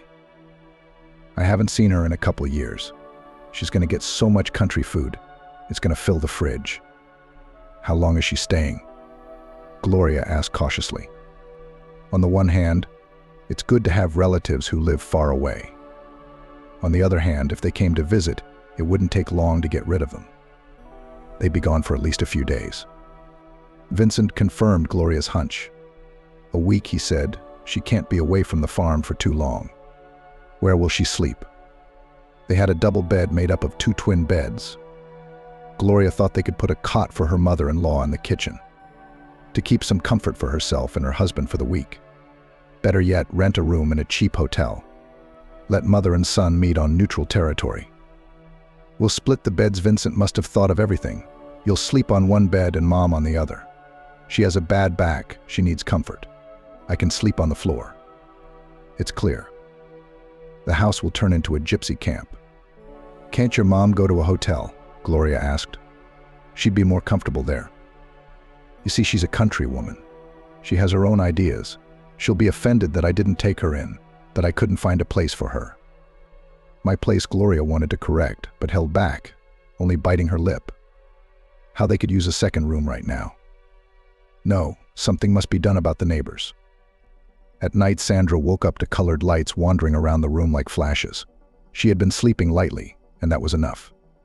Sandra went to the window and Sergo followed her. Decided that the landlady might be making a turn to the refrigerator. The pig could eat at any time of day. It rattled behind his ears. The window of Sandra's room looked out onto the courtyard, a bleak, bare courtyard. All around were houses painted yellow. Remark he could have lived here. Night had hidden the squalor of the courtyard. Now every shadow seemed mysterious. An ambulance was parked in the driveway, and 2 men in white coats were loading a stretcher into it. Sandra saw the face of a guy in his early 20s. It was dead pale. Sandra had a liquor bottle in her closet. It was now filled with sedative drops, 5 different kinds. Sandra poured in half a cup of water and generously refilled it with what was supposed to be measured out in drops. It was the cognac version of relaxation. She drank because her heart was beating so hard against her ribs that it felt like it might wake up the neighbors. Like a big clock with a pendulum beating in the middle of the night. Sandra remembered once there was such a clock at home, but besides the pendulum it had a cuckoo. Mom had been sold this rarity by an acquaintance. Poor Mom, she wanted so much to have a home that was no worse than people's, but she was always short of money. And she didn't trust her taste because she grew up poor. She didn't even throw away broken things and old clothes they could be repaired and mended. But she instinctively realized that her friends would condescend to despise her for this. That's why she always took, if acquaintances gave her something or sold it for nothing from their own, worn unfashionable. But once they chose all this, so the things are good. Did your mother ever wear a dress that she liked in the store? Not because of its price, but simply because your mother thought it was beautiful. When her parents added up their paychecks, there was barely enough for life, and for their 2 children, Sandra and her younger brother, Augusta. Now Sandra was earning enough, but what could she buy her father and mother? Only a beautiful monument. The ambulance had long since left. Sandra lay in bed, covered with a blanket with her head. It seemed to her from her childhood that it was safer this way. This way nothing bad could happen to her. The monument. It was chosen and placed by her aunt, her mother's sister. She also took August to her. It was a complicated exchange. Parents' 3-room and 1-room aunt exchanged for a 2-room apartment for the aunt, who took custody of August, and a room for Sandra. The girl agreed immediately, having learned that will live among the legendary antiquities. And now look out the window at the dreary yellow walls with sweat and a yard where not a single blade of grass grows. Tolerate Gloria's neighborhood with Valia and clean the whole apartment. Even when her neighbors didn't say a single word to her, Sandra could feel the poisonous vibes coming from them. It's hard to be around people who want you gone more than anything in the world. There were 2 choices. The first was to retreat. She wouldn't be left without a place to live. Even people like her neighbors wouldn't think of that. For her room, Sandra could get a separate apartment somewhere on the outskirts to close the door behind her and no shared kitchens and baths. But will not be for many years, then sharpen the humiliation that she so easily surrendered under the pressure of boorish people, provided them with conditions. The second option is to fight, put Sergo in good hands, so as not to give the neighbors trumps. The pig is a thoroughbred. He has international documents. He can go abroad, unlike Sandra. She doesn't have a passport. What happens next? Gloria and Valia will take Mary's room. It will happen sooner or later, even if we have to wait until the old lady is gone. The neighbors will spread out in a pancake to get those meters. And Sandra will be alone in a hostel camp. She'll come home and feel how much everyone hates her. We'll have to hold up in her room because Sandra will never learn how to scandalize. She doesn't have that scandal gene in her internal program, and there's nowhere for it to come from. Sergo sensed his mistress's mood. He clucked his hooves on the parquet, made tinkling, clattering sounds, and began to look anxiously into her face. As if he were a dog and understood everything, the mother-in-law arrived. I mean, what's the big deal about putting up with a man for a week? Gloria wondered why she was treating this rather short visit as a disaster, as if she were a cat and would be stroked against her fur for a week. But a cat can escape to the attic, to the basement, and find another cat, even better than the one left at home. But Gloria can't go anywhere. There's nowhere to go. Her mother-in-law is a gaunt little woman. Vincent met her at the train station, loaded her bags into the car. But where the mother-in-law came from, she had to carry them to the train. How could she do that? The bags took up half the kitchen. 3-liter jars with pickles, honey, lard, and even a duck carcass yellow from fat. There was enough food now to last a month. Gloria was afraid that her mother-in-law had changed her plans and would stay for 4 weeks instead of 1. And she realized that she would never be Amber's. Aunt Amber's she couldn't call her mother daughter-in-law, her own daughter. Gloria had prepared a full dinner for her guests' arrival. She poured mushroom soup. There was no salt on the table. Vincent went to the kitchen and got some. Her mother-in-law tightened her lips. Gloria served the second course, collected the dirty plates. As she walked out the door, she heard it. A good hostess doesn't sit down if there's nothing on the table. And her husband doesn't run out for salt. Your father didn't know where my dishes were. The relationship is fixed once and for all. Gloria couldn't please her mother-in-law no matter how hard she tried.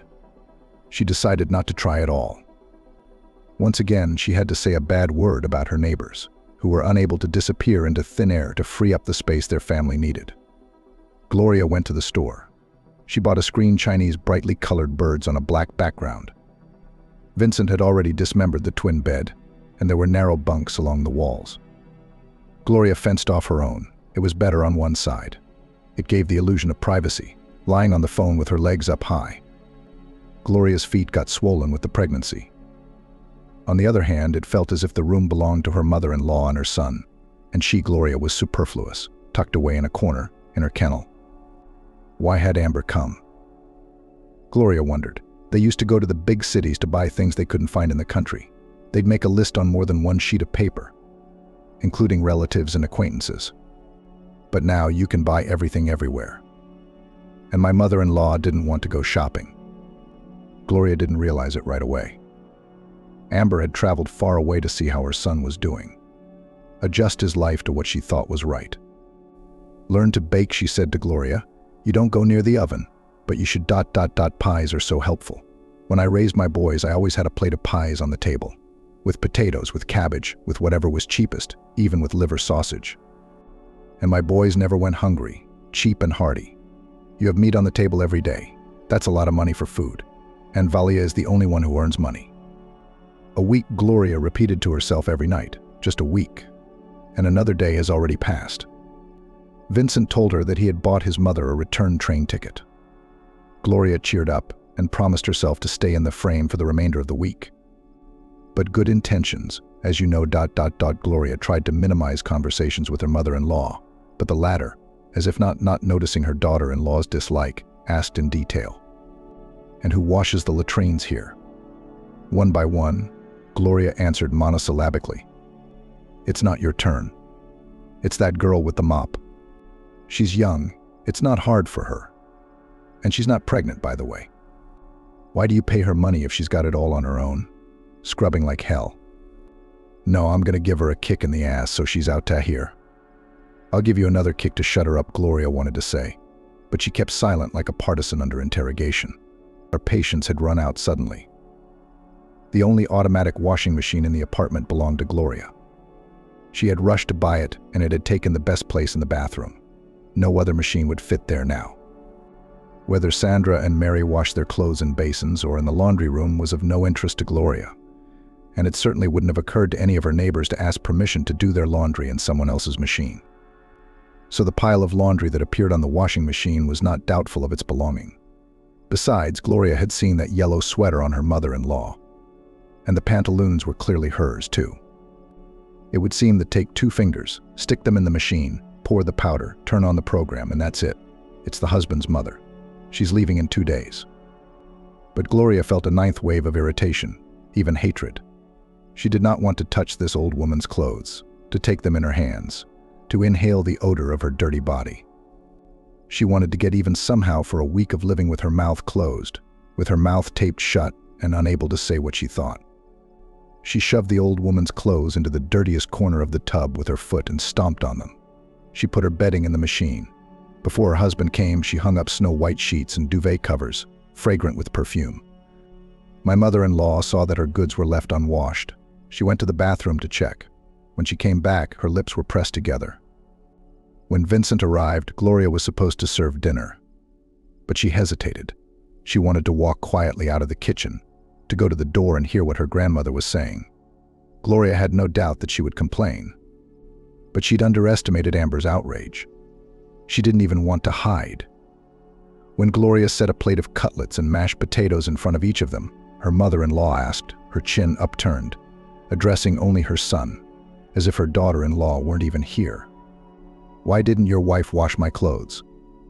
Vincent was hungry and didn't feel like arguing. She must be tired, he said diplomatically, wielding his fork. She lies on the bed all day. His mother-in-law wanted to summarize the week's observations, and she spits at the ceiling. And it's hard for her to start the laundry. Why? That's where Gloria went off on a tangent. Because I'm not a laundress, she said with a smile that could outshine the sun. So much of it was fiery hatred. Because your son and you live in my house, and if you expect it, someone else can please you, but not me. The mother-in-law gasped with indignation and the urge to reply. Her jaws set, and then one of them moved out of its usual place. My mother-in-law had the cheapest prosthesis made at the district hospital, and it couldn't take the emotion. I had to run to the bathroom to fix it. It was an added humiliation. Gloria went out to calm down and make tea. When she returned, Vincent was helping his mother pack. There wasn't much. His mother-in-law had brought the goodies in large bags, her own clothes in one small one. The dirty laundry was put in a bag. Where are you going? Gloria asked, emphasizing the you. She wasn't interested in where her mother-in-law was going. And to an acquaintance, Vincent answered dryly. He'd taken his mother away and hadn't come home for the night. But Gloria knew it was only temporary. Where would he go? A stamp in his passport, a roof over his head, and a sun on the horizon. He'll come back like a sweetheart. He'll only stay with the old woman until he puts her on the train to show her he's with her. And then he'll come. Sandra and Mary hardly noticed that a stranger was living in the apartment.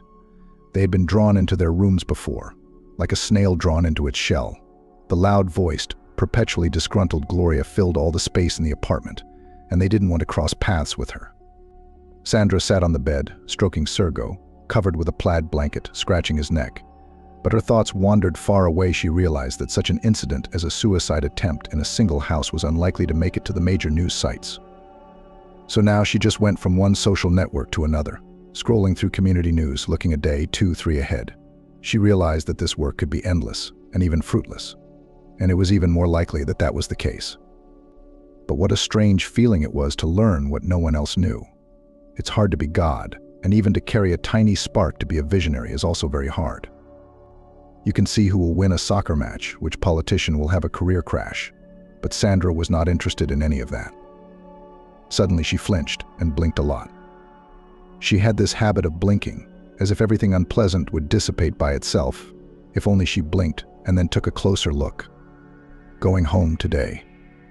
She read on the forum, the first hour of the night I see, and we in the yard ambulance stands. A girl is taken out. Her head was smashed. Her hair was in crow V. They took her out so quickly. I wanted to come up and ask what happened, but they loaded her right away and drove away, with flashers. Underneath the message was a photo, apparently taken hastily on a phone. Sandra blinked one last time. Nothing had changed. It was their driveway, familiar graffiti. And on the stretcher, yes, it looked like it was her. She was covered with something, but that bloody hair. Can fate be changed? Or will it still lead you to the snake, like Oleg the prophet? Try to climb or fold your paws on your chest, let it be as it will be. Sandra glanced at the date. It would happen in 5 days. So she only had 5 days. You know the day, the hour and the place when it's going to happen to you. So you go somewhere quiet and wait it out, then come back. There was a place to go. I could ask one of my single friends to spend the night, and her aunt wouldn't kick her out if it was just for one night. You can come up with a convincing version for everyone at home: problems with water, gas, electricity. Neighbors are renovating. She's sick from the smell of paint. There's plenty of options to choose from. So why was Sandra being held back? Sergo. He won't be welcome, but Mary can look after him for 24 hours. They love each other. So what? Is this the butterfly from Ray Bradbury's story? You can't interfere with what's programmed by fate. An accidentally squashed butterfly can change the course of history. The easiest thing to do is not to believe everything that has happened in the last few days. All the phone can do is Gloria's mother. Sandra will be supported in this by everyone except Chris. But assuming that the prediction is true, it is unbearable to wait for trouble and do nothing. Sandra had 2 things planned for herself at once: to go to her brother's house and to talk to Chris. With August, they had a big age difference. His brother is 12, and of course he considers himself an adult, and he's angry that everything was decided for him at the time. I don't want to live with my aunt, he said at the time. Sandra was a mess, half blind from crying and confused as a child. Why like? She was an 18-year-old child, her mother's daughter, her favorite, a first-year student. It seemed to her that with the death of her parents, everything was over for her. Why didn't they take her with them? Why didn't she go with them in that car? Because she didn't like the dacha, and Dad and Mom were supposed to pick berries. There's a lot of strawberries at the cottage. Aunt Nelsie. She cried and wore black, but she never missed a detail. She made all the arrangements at the funeral home and the canteen, ordered a memorial dinner and pies. She was just as quick to make arrangements for housing. The brother and sister clung to each other, the last two pieces of the broken family, but the aunt said, "Sorry, Sandra, you're almost an adult. I'm not taking you in. You'll get married tomorrow or the day after tomorrow, a young family, children. It's hard for me to get involved in all that. I'll get custody of August. What are you going to do with him on your shoulders now? What do you have besides your scholarship? Study hard, get on your feet, and your brother will grow up with me. Don't worry, I won't hurt you. I won't hurt you. We'll divide the apartment now. In fairness, you'll have your own place." August held Sandra's hand all this time, as if he hoped that she would interfere with this plan, and they would both remain living in their home as before, except that the parents' bedroom would be empty. But Sandra realized that if she didn't let her emotions overwhelm her soul, take over her aunt was right. Sandra's greatest fear was that, busy with studying and practicing, she would miss her brother. He would drop out of school, get involved with some backyard company, and she, the sister, would notice everything too late. God forbid the boys will rob some late passerby or break into a kiosk at night, or even get addicted to drugs. Then her parents will curse her from beyond the grave for not watching out. She's the big sister, so it's her fault. Aunt Nelsie worked as an accountant in the district office, although she had no children of her own, but she was no stranger to the educational process. August, then still very young, could not decide anything on his own. But the fact that his sister yielded to his aunt, he took it as a betrayal. And for a long time after that, he didn't want to talk to Sandra when she came to visit.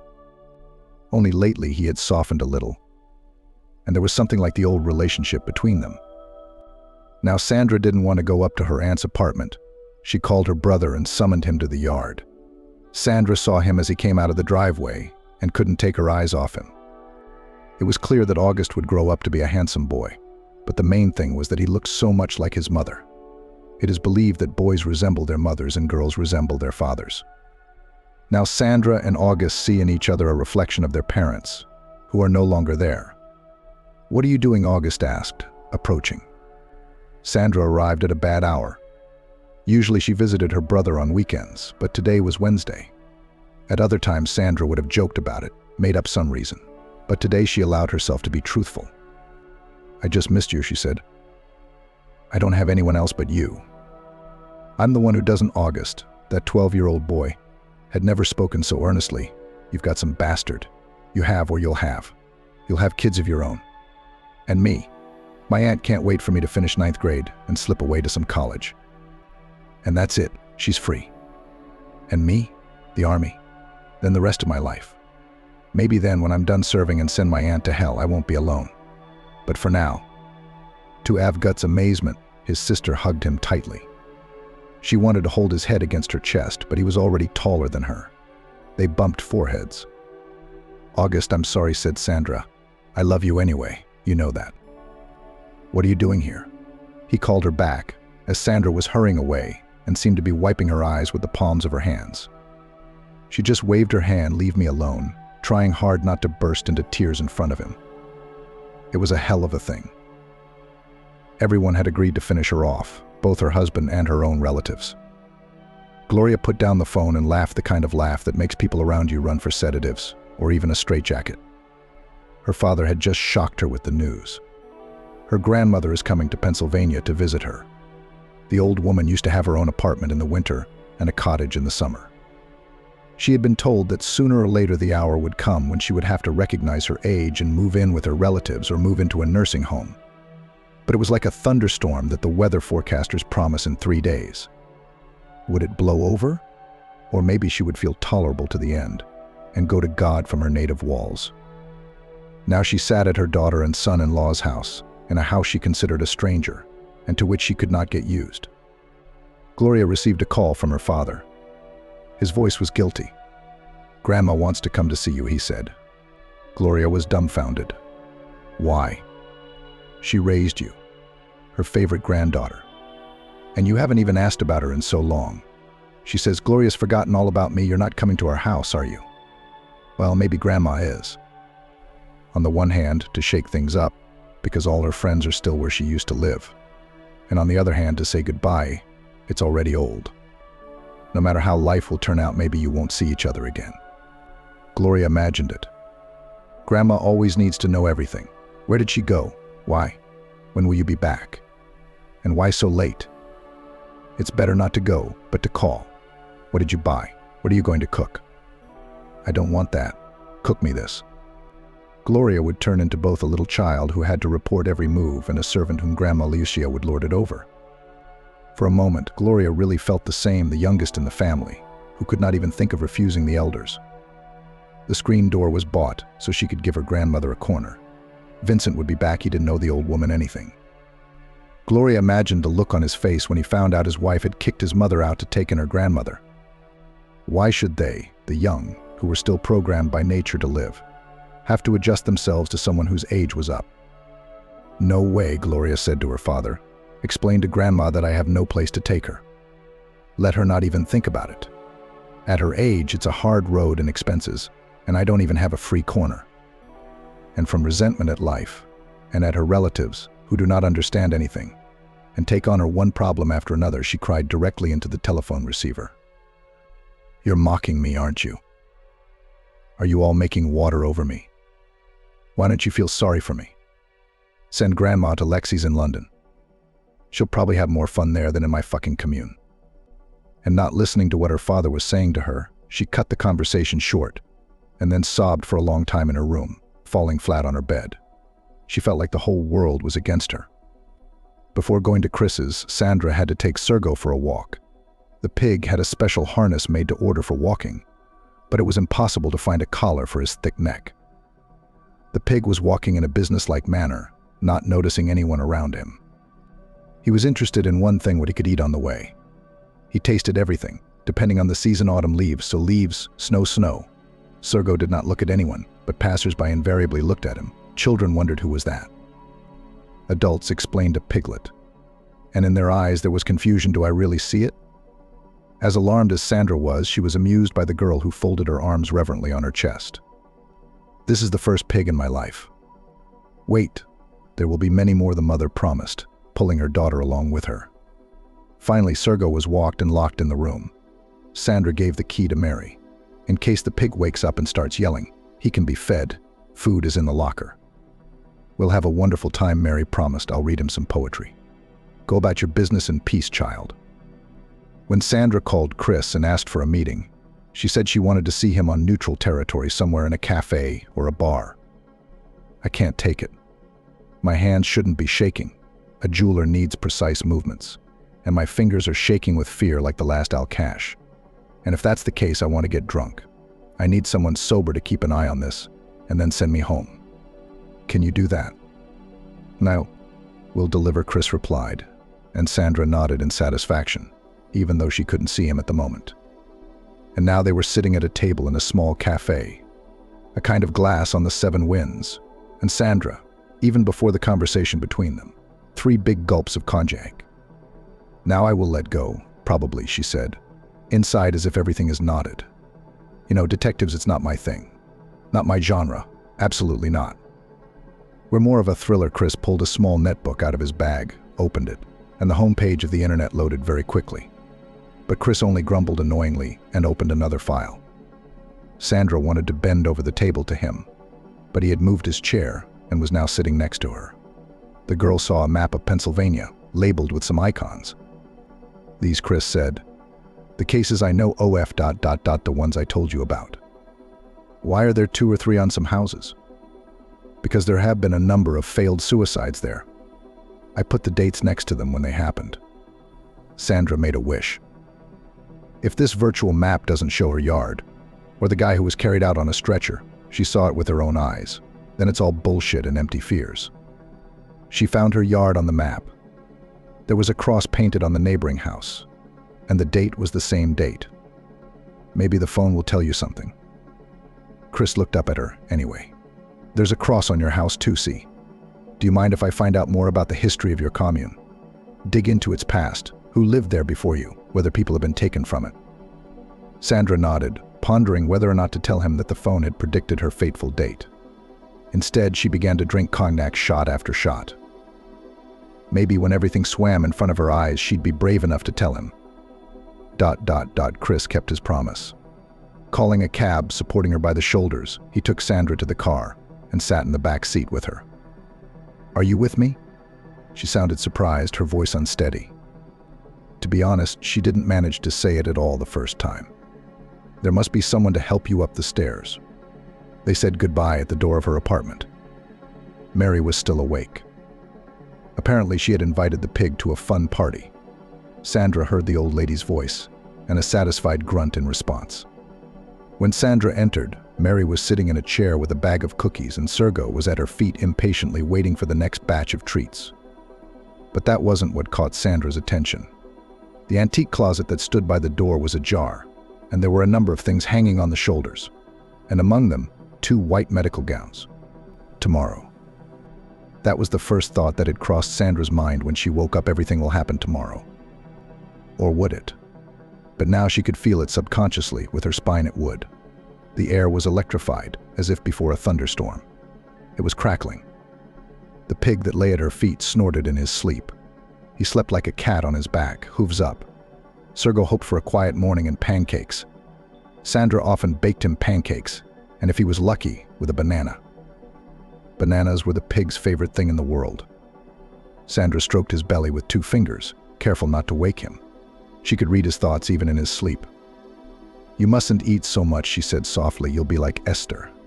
"Do you know about her?" Her owners took her in as a little piglet, thinking she was a thoroughbred and would be 2 peas in a pod. But she grew up to be a big horse. I mean pork. I was going to say pig. At that moment, she almost envied Sergo to the point of tears.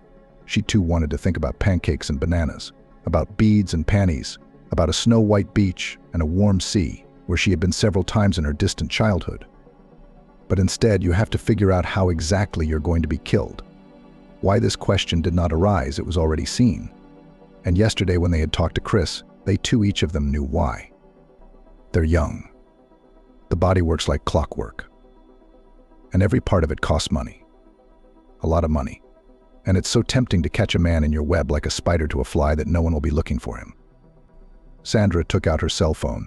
She put it under her mattress at night in the same place, so that even in the dark it could be fumbled for it at any second. Maybe she hoped that by sheer force of will she would hypnotize the future, change it. Sandra also knew that today was the last time she would see this forum page, this picture. The cell phone showed only the future, but not today. And so she looked at the photo with triple attention. Who was lying on the stretcher, her or Gloria? Both had wavy, shoulder-length hair. The face of the woman on the stretcher was turned away from the viewer, and the blood ... Guess which one it was. The orderlies are not even visible in the darkness, just white coats. Gloria was arguing in the kitchen. Sandra listened and realized that the faucet was leaking, and there was a puddle on the floor. It was good that Gloria noticed in time, otherwise the downstairs neighbors would have come to beat them up. Or, at the very least, they would have made them make repairs. Gloria opened the door without knocking, peeked in. "I called a locksmith. He won't be here until tomorrow. No dishes in the kitchen, only in the bathroom." She had that tone again of the landlady who owns the whole apartment. Then she reached Mary and repeated the same information to her. Sandra wasn't going to eat breakfast at all. She couldn't eat a bite. Sergo had dry food, enough for one day. God, she'd have to think about where to put him if. None of her friends would take him, except Chris. He seems like a responsible guy. At the very least, he'll put Sergo in the care of a society for orphaned pigs. "I think I'm going on a wine diet," Sandra muttered, pouring herself a full glass of Spanish red. The bottle had been in her locker for a long time, intended for her birthday. But what now? Chris called as Sandra reached to pour herself a second glass. "I found out something else," he said. "Interesting." Well, Sandra hurried on. "Let's meet. Not like yesterday. There's no time for emotions. You have to listen to me, understand and remember everything." Sandra realized he does not want her to cry into his vest, does not want to see her like the day before drunk. Such things are reported sober. "And I'm all ready," she said. "I mean everything. I'm stoned." They met in the park. Sergo, whose memory was no worse than that of a dog, immediately grunted unpleasantly, pissing out tone. He hoped that Chris, like an old acquaintance, had brought him something tasty. At first Chris waved his hands guiltily, but then he fumbled in his pocket for a candy, which Sergo ate with delight. They walked slowly down the alley, and Sandra was not interested in those who looked back at the pig. "In general, in your room before this drunkard, lived a young guy," said Chris. "Not for a long time, less than a year. Can you guess what happened to him?" Sandra held her breath. "And it got bad for him. But when he was taken out of the apartment by the paramedics, this fellow looked pretty decent. Only on the stretcher lay very pale and completely out of it. Our new acquaintance is, after all, a lot of fun. They come up with different ways of suicide. The orderlies in the yard said the kid had taken some pills. I don't believe that, more likely some kind of quick-acting injection. One thing I do know is your favorite old lady was home at the time. She opened the door for them. They probably changed clothes at her place," Sandra said thoughtfully. "And in the other houses, the ones on my map, it's the same story there too. After the young people left, someone temporary would move into the rooms. Someone who wouldn't last long. An old dandelion, an alcoholic, that sort of thing. It was a kind of padding, so as not to attract attention. So that no one would wonder what kind of unhappy apartment it was, huh? That suicides in it one after another. And here God's dandelion went out into the world quite peacefully, according to all the rules, and the funeral was with a wake. Can someone help us?" For Sandra, that was the question that decided her fate. Well, I mean, do we have enough evidence to go to the police with all this? Are you kidding me? And don't look at me hopeful. I don't have an investigator I know, a sensitive investigator who's going to get in there and bust this whole system. Because it's a system, I'm sure of it. So that's it, Sandra summed up, lowering her head. Even if she moves out now, we'll rent a place somewhere else. Just tell me on what the system will only stop for a little bit. And then the spider will weave its web, and someone else will go to dismantle. I don't know any operative, said Chris, but I know a gangster. True, in the past. But that, as they say, is not forgotten. You never forget. You could wait. Watch. To gather facts, but you can't. Tomorrow I have to save you. And yes, tomorrow you won't leave the house, as someone is probably watching. Whether you're in or out, it's probably your Mary spying. Oh, she's a tricky old lady. If, as you say, she's lived here all her life, she's seen a lot of things. I'm sure there was more than just this guy who was taken away, and before him. I haven't dug deep enough.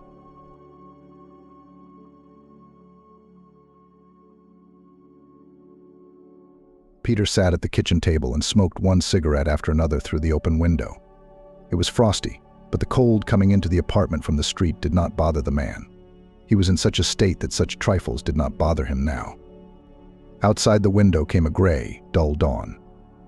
The meeting with the notary would be at 11 o'clock in the morning, and there was still plenty of time.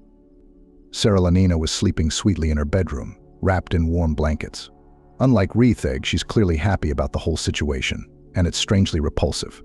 And just a couple months ago, Peter had considered this girl to be the ideal. She was beautiful, decisive, ambitious, intelligent. When necessary, jokes appropriately. When necessary, will put a man in his place. And most importantly, tender and loving, a real woman. Next to such men, feel strong, necessary. Not like Barbara. Peter's heart ached again because she was his wife.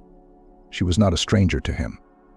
Despite the presence of Sagalinina, despite everything that had happened recently, Barbara remained for him a queen. They had met while they were still students. The girl was conquering the faculty of finance and economics. Peter studied at the law school. No, the guy never particularly dreamed of becoming a lawyer. Since childhood, he read a lot.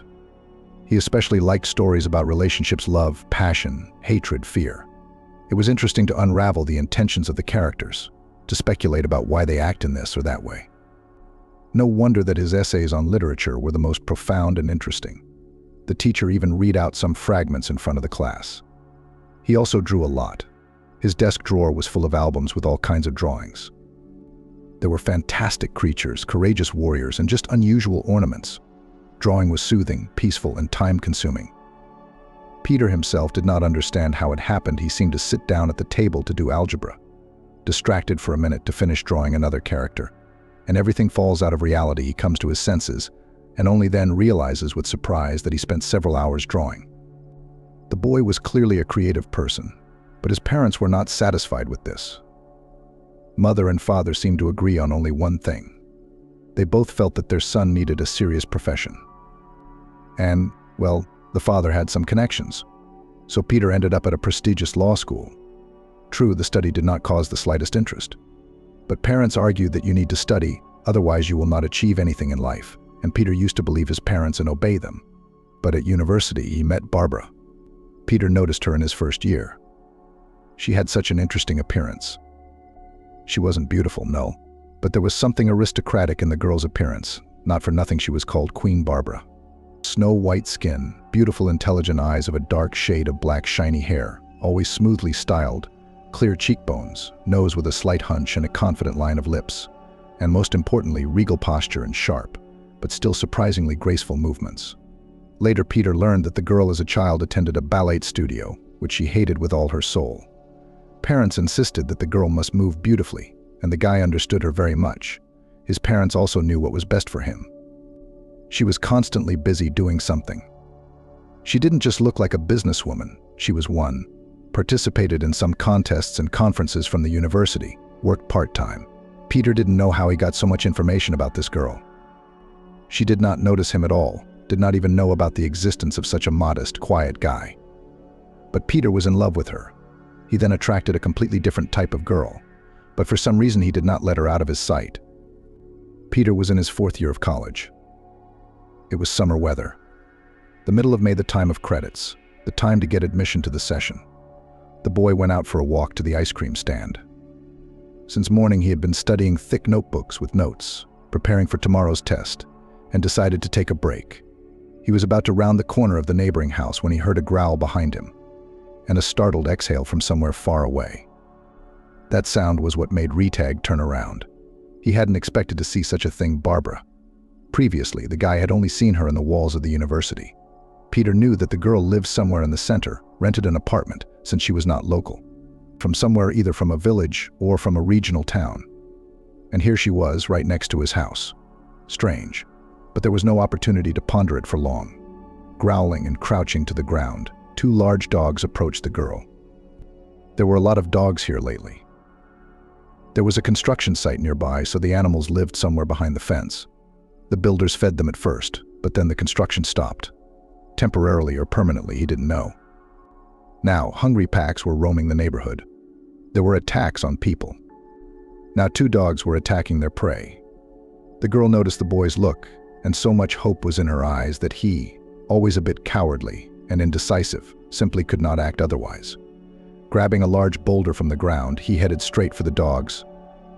The boy thought that if the dogs came at him, at least one of them would be able to hit him over the head with the rock. Maybe even stun the beast for a while. But what to do afterward? There's still a second dog here. There was no time to think about it. Just like that, he had become a hero. The guy approached the girl and asked, trying to make his voice sound firm, not shaking. "Are you okay? They didn't do anything to you?" No, the girl shook her head, looking at her savior with gratitude. "Thank you very much." I was confused. The girl was transforming before her eyes from a confused and frightened, fragile victim into herself, into a queen. Her acquired firmness, and her movements and voice confidence. Yes, we have hungry dogs running around, attacking many. Pity them, on the one hand. In the end, it's all our fault, humans, she sighed. Listen, weren't you in a hurry? No, Peter answered honestly. Then can I ask you a favor? Walk me, please, because I'm confused here, and I'm afraid to run into dogs again, to be honest. Will you walk me? The boy felt like a real hero. Queen Barbara herself is counting on him. Wow! Of course I will. The guy took her the long way on purpose, though he could have taken a shortcut through the courtyards. It was just nice to walk and talk to her like that. The girl turned out to be a wonderful conversationalist, intelligent, attentive, understanding. It turned out that they liked the same books. Who would have thought it? But no matter how he looped around, eventually the street grew in front of the two companions. Well, here we are. Thanks again. I'm here to see a classmate. We agreed to study for our midterms together. I study at a state university. I know, he smiled, pleased with the effect of his confession. Barbara was surprised. How do you know? I study there too, in law school. I've just seen you many times, that's all. By the way, I have a test tomorrow too. What a small world. Well, since we're at the same university, we'll see each other again. The girl smiled charmingly and disappeared down the driveway. That day, the boy could not think of anything but the deep, dark eyes of the queen. It was good that at least he was almost ready for the test. He had never felt any romantic feelings for this girl before, though he knew her, saw her, kept her in his sight. And now, when they talked to each other, it was as if she had conjured him up. It was her pleasant, literate speech, respectful attitude, unexpected weakness, fear of stray dogs. The girl was now attracted to him like a magnet. The guy hoped that they would see each other at the university the very next day. And so they did. Not entirely by chance, though. Peter deliberately went to the floor where the economists had a test. As if by accident, he passed by the classroom, near which students were jostling, and saw Barbara. She also noticed him, nodded to the guy, and even hurried to meet him. At first they were just friends, talking and walking together a lot. Even went to the movies for movies they both looked forward to. Fortunately, their taste was specific, so they went to such sessions only the two of them, without extra eyes and ears. The boy admired Barbara, enjoyed her closeness.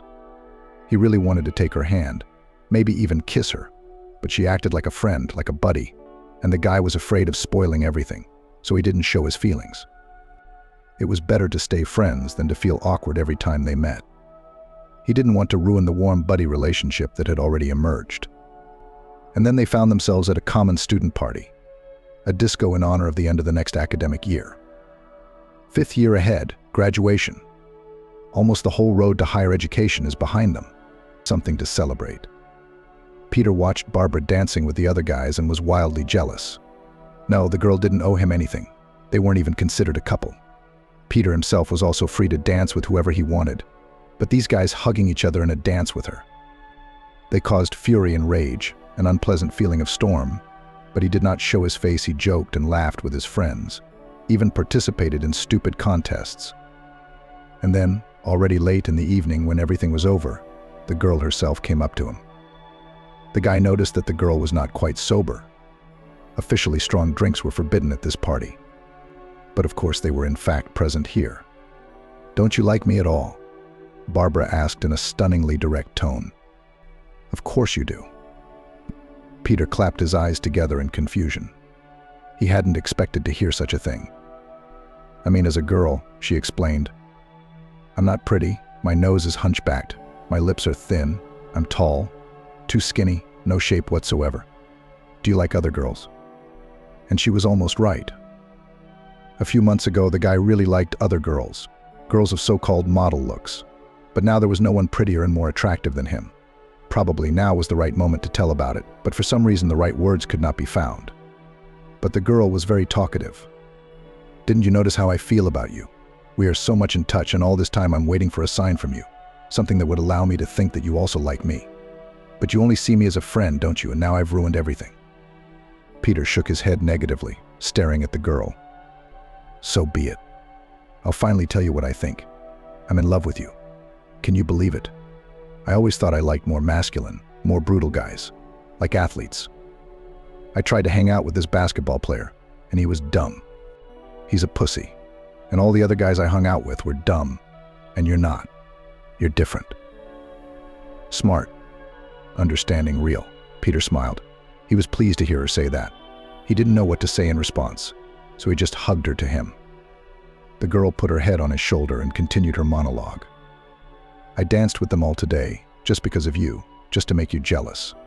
But you remained indifferent. It hurts so much." "You don't understand anything," Peter sighed. "You're as stupid as I am." "What do you mean?" The girl pulled away and looked into his eyes with interest. And then he did what he had dreamed of doing for so long. He kissed the girl. They started dating. Quiet, modest student of law school, and bright, successful queen, so different in temperament and character, but still very similar in many ways. They had so many common, interesting topics for conversation, so many joint activities that both liked. They really turned out to be like two halves of one whole. It was the girl who helped the guy to decide what he really wanted to do in life. "You are a born psychologist," she once said. "Subtly feel people. Interested in the feelings and thoughts of others. Try it, take a course. Maybe you'll get something." And Peter obeyed. After graduation, he got a job in a law office, did boring, routine work, received pennies, and at the same time studied online psychologist. Now that was something he really enjoyed and was actually passionate about. "I told you," Barbara smiled smugly. "I'm almost never wrong." The girl herself, meanwhile, was actively building her own business. She already owned an attire. Peter supported Barbara in everything, and she, accordingly, supported him. She developed the attire, and the guy tried himself as a psychologist, began to counsel people. They lived together in a rented apartment. They didn't talk about marriage, but this event in the future was implied as if by itself. And then, as if out of the blue, the girl's business trip abroad. She had an opportunity to study at a prestigious business school, but it meant a long separation. It's such a chance you have no idea. With eyes burning with admiration, she shared her impressions. The guy, of course, rejoiced for his beloved, but he was also anxious. After all, this is not a matter of 1 month, or even half a year. Barbara will have to spend about 2 years abroad. How would that affect their relationship? Somehow he thought that she would find someone there and would not want to go back at all, but he was wrong. The relationship really didn't stand the test of distance. But the fault in this was not Barbara. The first time after the departure of his beloved, he was not himself. He missed her so much. Peter missed her desperately from the moment he left her at the airport. He did everything on autopilot, working in his law office, counseling clients as a psychologist. They socialized, of course, almost every night. Barbara looked tired, but happy, enthusiastic. She liked everything: teachers, practical classes, even hours-long lectures. The girl shared her impressions with her boyfriend.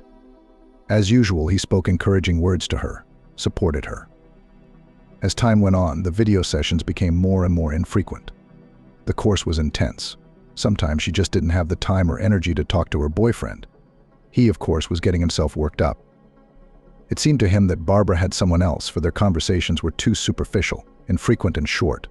Being a psychologist, he realized that it was because of his complexes. The mistrust and fear of losing her were all the result of insecurity. It seemed to Retag that there were many young men around who were both prettier and more successful than him. Of course, Barbara compared and perhaps thought about starting a relationship with someone else, someone more worthy. When Barbara was around, he saw her eyes full of tenderness and acceptance, felt her warmth and sympathy. But now she is far away, and Retag began to think that Barbara does not love him at all, that she is worthy of more, that he does not reach her level. She is a successful beauty who has already established her own business.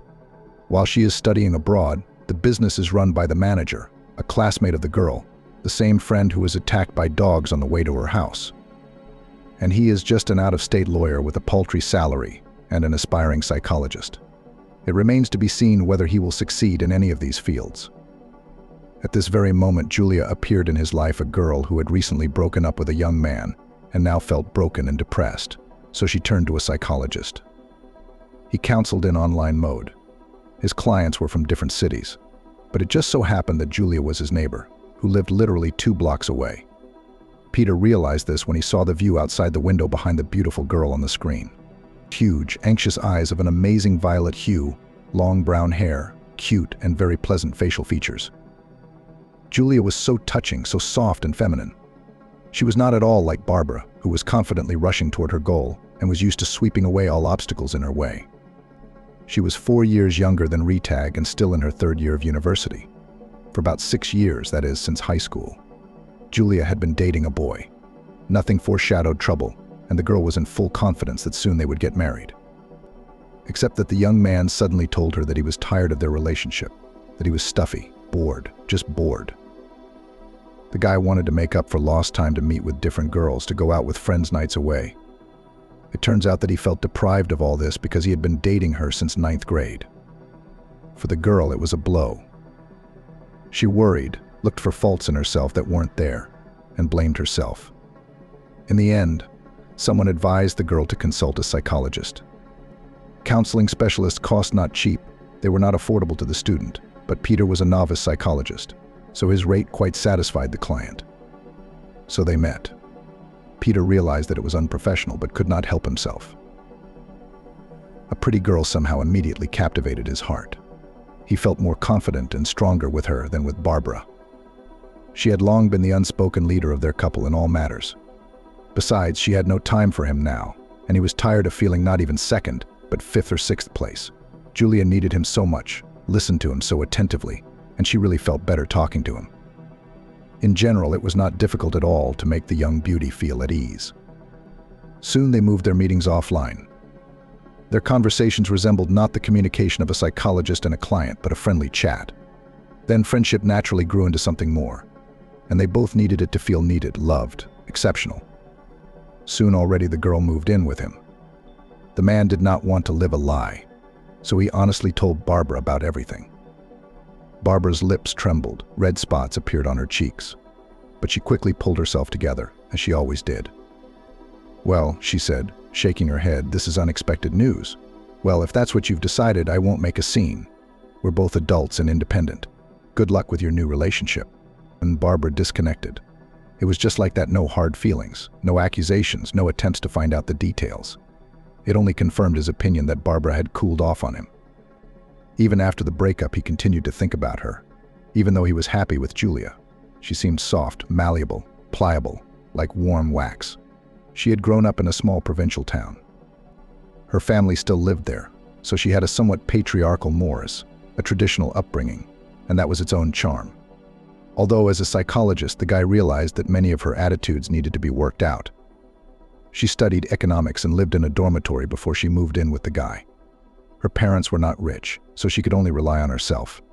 And she tried to study hard, because she wanted to get an education. Before she met the psychologist, her studies had been her first priority.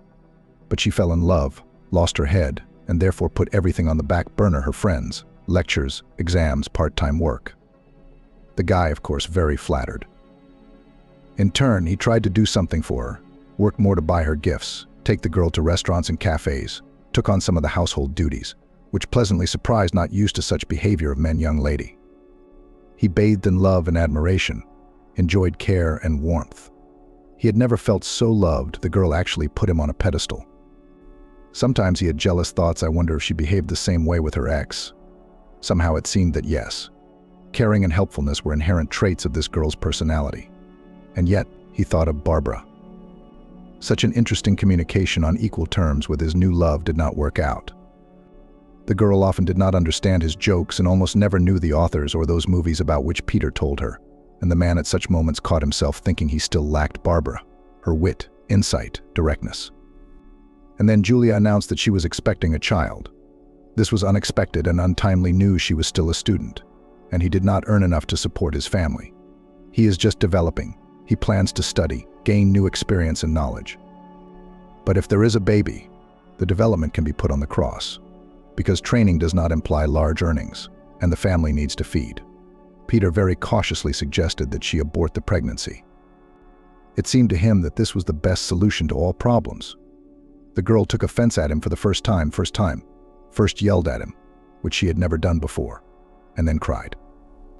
It was hard for him to look at her in such a state. He felt so sorry for the young girl, who of course was also shocked by the news of the pregnancy.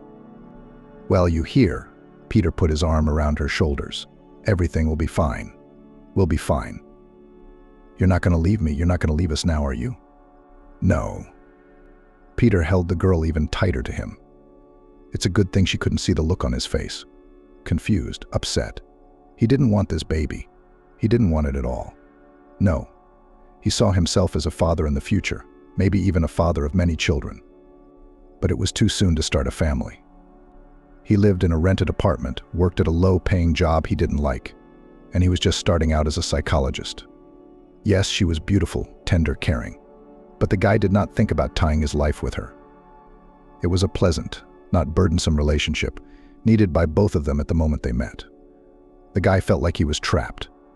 Decency and responsibility kept him from leaving his own child behind. The girl came to her senses a little, and even began to rejoice in the pregnancy. The psychologist gained additional clients. Now he worked from dawn to dawn. It was necessary to prepare a safety cushion for the birth of the baby.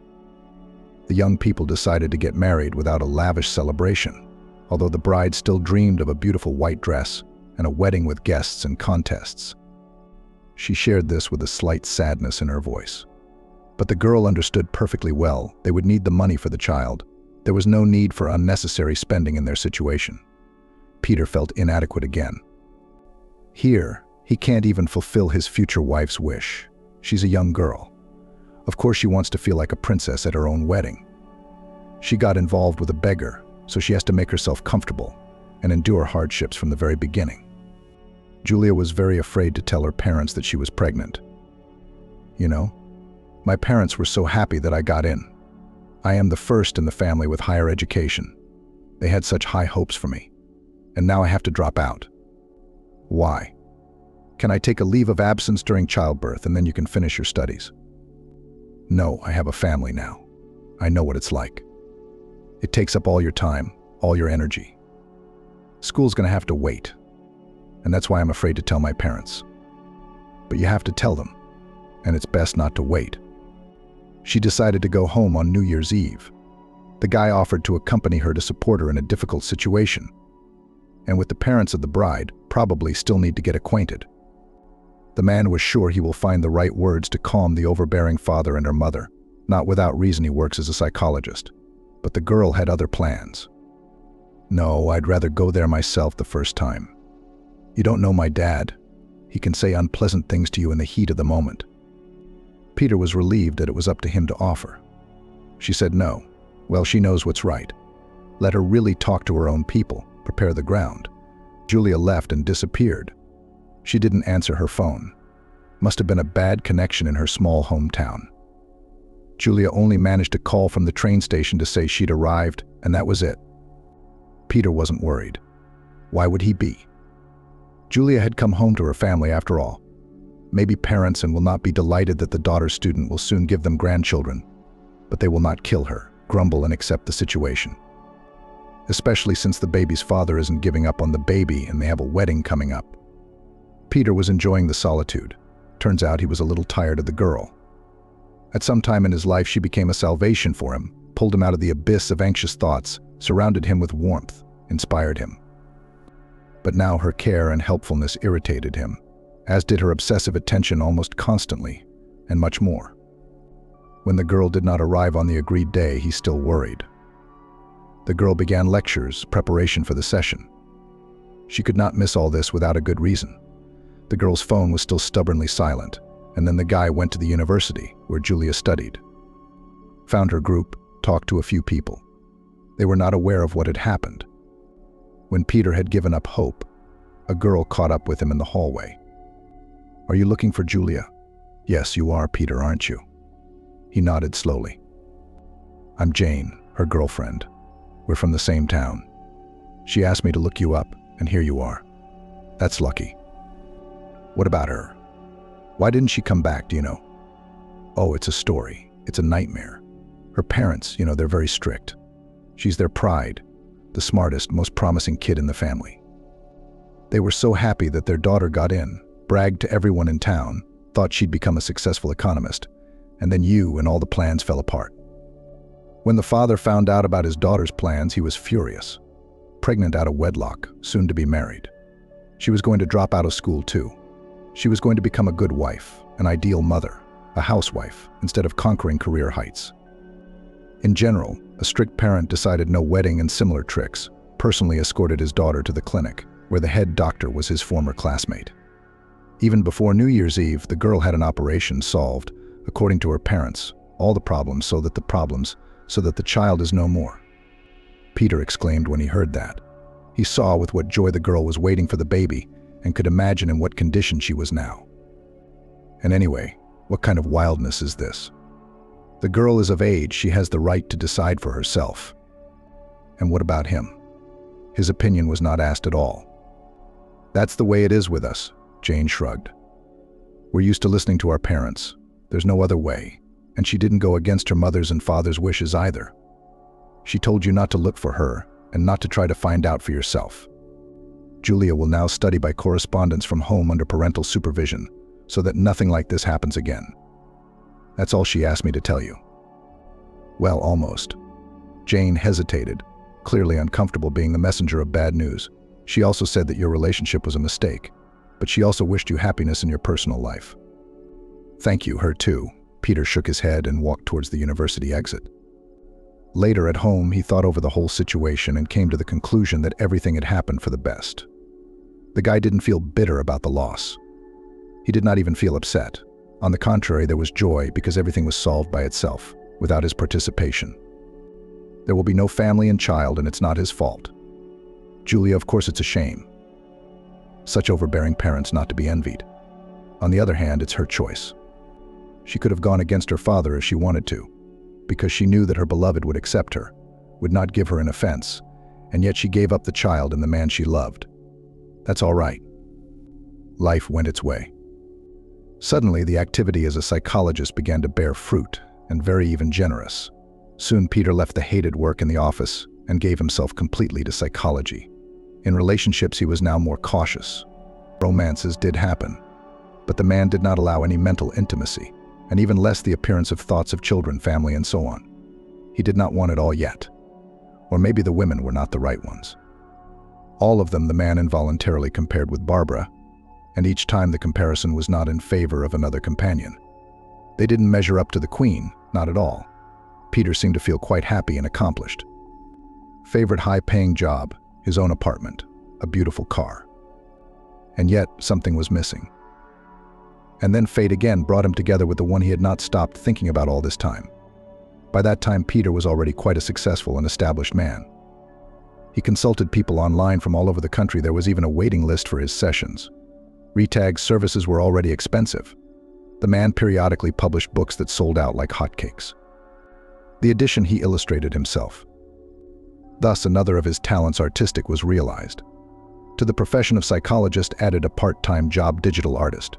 He had to take a couple of courses to hone his skills, and now he was quite in demand as an illustrator as well. He lived in his own beautiful and stylish apartment, drove an expensive car, had savings, and, in general, was rightly considered quite a well-off man in his 30s. Many people of his age had never dreamed of such a thing. Peter, going to the bar that night, had not expected this meeting at all. He generally thought that Barbara had been living somewhere in Moscow for a long time. She disappeared from social networks, so he could not follow her fate as before, but he thought that with her ambitions in a small town there was nothing to do. This city was too small for a queen. However, she was sitting at the bar with her foot on the leg. She was grown up, one if even prettier, well-groomed, stylishly and expensively, but at the same time not flashy, impeccable taste. The same regal posture, the same fathomless, penetrating eyes, seeming completely black in the semi-darkness of the bar, and the hair, shiny black hair flowing down her back. She usually wore her hair shorter. It was the first time the man had seen her like this, and it suited her very well. The girl was here with her friends. They were sitting at the counter, as there were no free tables, discussing something lively, laughing. Peter felt numb. At first he even wanted to leave the bar, to run away, because if they met, they would have to talk about something, and the guy still felt guilty that he was the reason for their breakup. His infidelity was to blame, to be honest. And there was resentment too. Barbara hadn't even tried to find out then, so she was already completely indifferent to him. Maybe she had even met someone there, in a distant country. But he soon realized that he was not afraid of meeting Barbara. On the contrary, he was attracted to her, drawn to her like a magnet, just like when he was young. The man couldn't take his eyes off her. Each of her movements, each feature of her appearance, everything caused complete acceptance. Everything was almost native, his own. She seemed to feel his gaze, turned around. Their eyes met, and Barbara smiled at him without a shadow of resentment, without a shadow of contempt. Peter rose from his seat and moved toward her. They talked all night until morning, retiring to the far end of the bar, where the music was quieter, to enjoy each other's company. And they talked and talked and talked. Barbara talked about her life abroad. It wasn't easy for her, studying from morning till night, not having a settled life. What admirers? She didn't even think of having an affair. Simply no strength or time for it, was not purely physically. So the speculation about other men turned out to be false. When you told me we were breaking up, it threw me off my game for a long time. I even thought about dropping out of school, but then of course I pulled myself together. Peter looked into the woman's eyes and understood, felt how hard and sad it was for her then. The guilt was overwhelming him more and more. "Well, I got what I deserved for my deed," he sighed. "Not for nothing they say about the boomerang of fate." And the man told about his situation with Julia. He didn't forget to mention that all these years he had only thought about her, and desperately regretted their breakup, which was initiated by himself. "I felt I was not up to you. I thought you needed someone stronger and more successful. And now? What do you think now? Are you worthy of me now?" That question made the man hot. He knew Barbara was asking for a reason. Really? Was there even a 1 in a million chance that something would happen between them? "Maybe. Right now I'm perfectly capable of handling a gorgeous woman like you," he said jokingly, but his eyes were serious. Barbara smiled and kissed him herself. That's how they ended up together again. Both of them had already reached certain career heights. Peter was a sought-after psychologist and Barbara ran a chain of attires. They decided to buy a house and chose a cottage in a well-appointed village near the city. It seemed to both of them that it was a better place to raise their children. They already felt quite ready for parenthood. The age is quite solid, the material base is created. What's the use of procrastinating? They started planning for heirs at the stage of preparation for the wedding. Both went through doctors. The man turned out to be absolutely healthy, and she had problems. "It's a pity we didn't have time to become mothers earlier." The doctor shook his head. 5 or 6 years ago, everything would have been much easier. But your problems have progressed over the years, and now there is little chance. Barbara was upset, of course, but as always, she quickly pulled herself together. She was used to challenges, used to fighting, and she thought she would win this time too. That was the way it had always been. The man supported his beloved in everything, accompanied her to medical procedures, together with her looking for information about her disease and sought advice from the best doctors. Years went by, and the desired pregnancy never came. Iron unbending lady sometimes cried from powerlessness. She really wanted a child, Peter too. He was ready to give up heirs, only if his wife was happy. Ritega was frightened by this, became uncomfortable with his wife's confusion. In a man's world, this could not be. She is strong. She never cries. She always knows what to do. He tried his best to calm his wife. When the doctors gave an unequivocal verdict, pregnancy is basically impossible. Unless a miracle happens, they had a serious conversation. "This has to stop. Stop torturing yourself. All these attempts, they are bad for your health and morale. Stop torturing yourself. Many people live without children and in their own pleasure. That's normal too. Don't you want a child, your own son or daughter? I want, of course, like any other person, to continue the species. It's an innate instinct, you know, but not at such a cost. Even more, I want to live happily, and I want you, my wife, to be happy too. That's my dream. Perhaps it's time for us to accept the situation, to free ourselves from unfulfilled hopes and live in peace. We can do it. I definitely want a baby. You're a man. You probably wouldn't understand. But if this is the way things are, what can we do? You just have to accept it. I'll help you. I've got the right techniques, so." "No," the woman said firmly. "There are other ways to become parents. I've been looking at orphanage websites lately. You can't imagine how many of them there are now, orphans. Some of them left in the maternity hospital. Some of them later deprived of their parents. There's one boy, he's..." "No," the man responded immediately, "that's right. There are no orphans." The man understood perfectly well what his wife was getting at, a foster child from who knows where. Ritag had a prejudice against adoption. His neighbors, Sergio and Mary, are good people, kind and smiling. They were always attentive to the local children and gave them candy, and let them play with their dog, and even took a sincere interest in the affairs of the neighbor children. It was especially pleasant, by the way. But they had no children of their own. Other neighbors often sighed about it, but God didn't give them any. Too bad. And then they had a baby after all, a chubby-cheeked baby boy. Peter was surprised. He already understood then that at first children are very small. They can neither walk nor talk. They are carried in a stroller. But here it was just like that. Mary herself explained to the local kids that Paul was a boy from the orphanage. That's how it happens when kids are left without parents, and some are lucky enough to be taken into a family. Peter was very happy for Paul. He was very lucky indeed. Sergio and Mary are the best parents. You can only dream of such parents. The boys took Paul under their patronage. The girls socialized with him, The boys took him to their games, and at first everyone seemed to like Paul. And then the kid began to grow up and began to manifest in him qualities that at first simply caused rejection, and then grew into something terrible, ugly, unimaginable. Simply put, he became a monster. In first grade, the boy started smoking. That's when he was first caught stealing. Paul did not want to sit quietly at lessons, beat and called children names, walked around the classroom instead of sitting at the desk. The teacher could not do anything with him. Paul swore, although his parents were intelligent people. His foster mother and father did not think he was worth anything. Peter still remembered how his parents ran around the yard at night in search of their misbehaving son. The neighborhood boys helped them. And then there's more. Paul got mixed up with a bad crowd. He skipped school, he smoked. He even started drinking when he was only a fifth grader. Adults often discussed the situation and all agreed that it was his genes. The unfortunate neighbors were presented in neighborhood conversations as innocent martyrs who had shouldered such a burden for nothing. They were really good parents. They loved the boy, practiced a lot with him. Even then, Peter realized that blood is not water, and that even the most correct upbringing cannot always correct the code, which was written by nature for generations. Paul soon ended up in a juvenile prison because he maimed someone in a street fight. After that, the neighbors bought a tiny and old house somewhere on the outskirts of town and moved away. So Peter didn't know what happened to their family next. But he assumed that nothing good could be there anymore. No, he didn't agree to such a thing categorically. His wife did not fully accept his choice.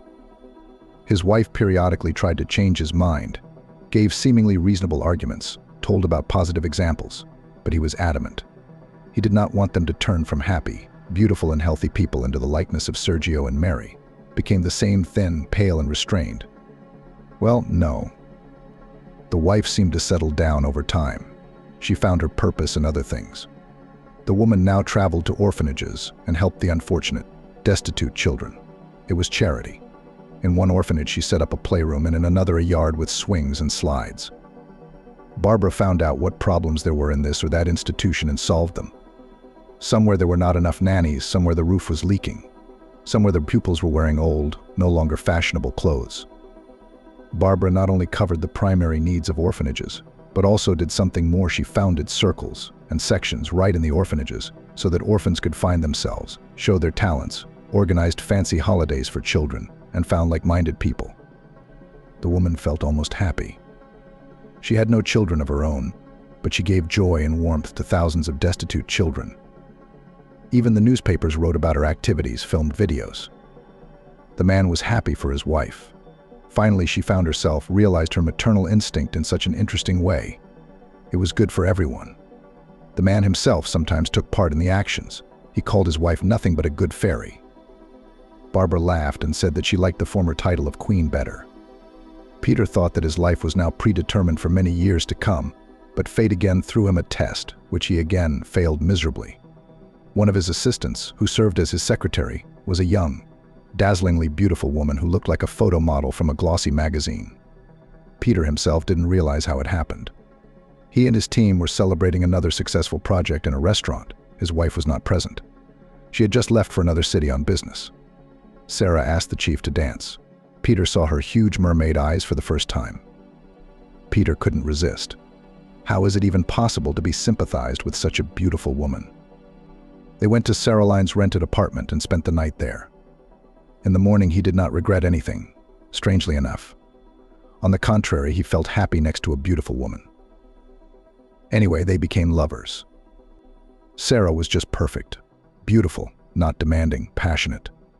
She realized that their relationship is a secret and did not seem to claim anything at first, and then began to talk about love, the development of their affair, and even about divorce. Peter didn't understand himself. He was physically attracted to Sarah. He was crazy about her green eyes and slightly husky voice, her smell, her blonde hair. But Barbara was her own person in spirit. The man, being a psychologist, couldn't make sense of himself. Was it really possible?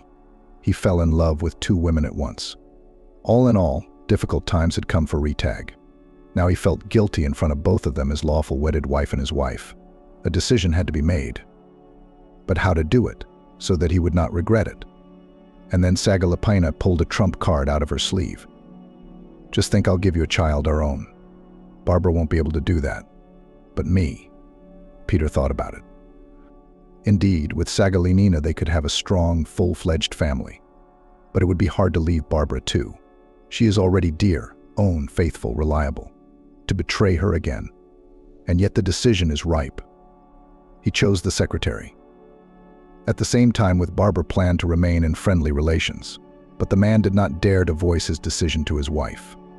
The mistress pressed, hurried. She could be understood. She wanted certainty. But he was still slow. And again, for the umpteenth time, fate intervened. Something happened that he never expected.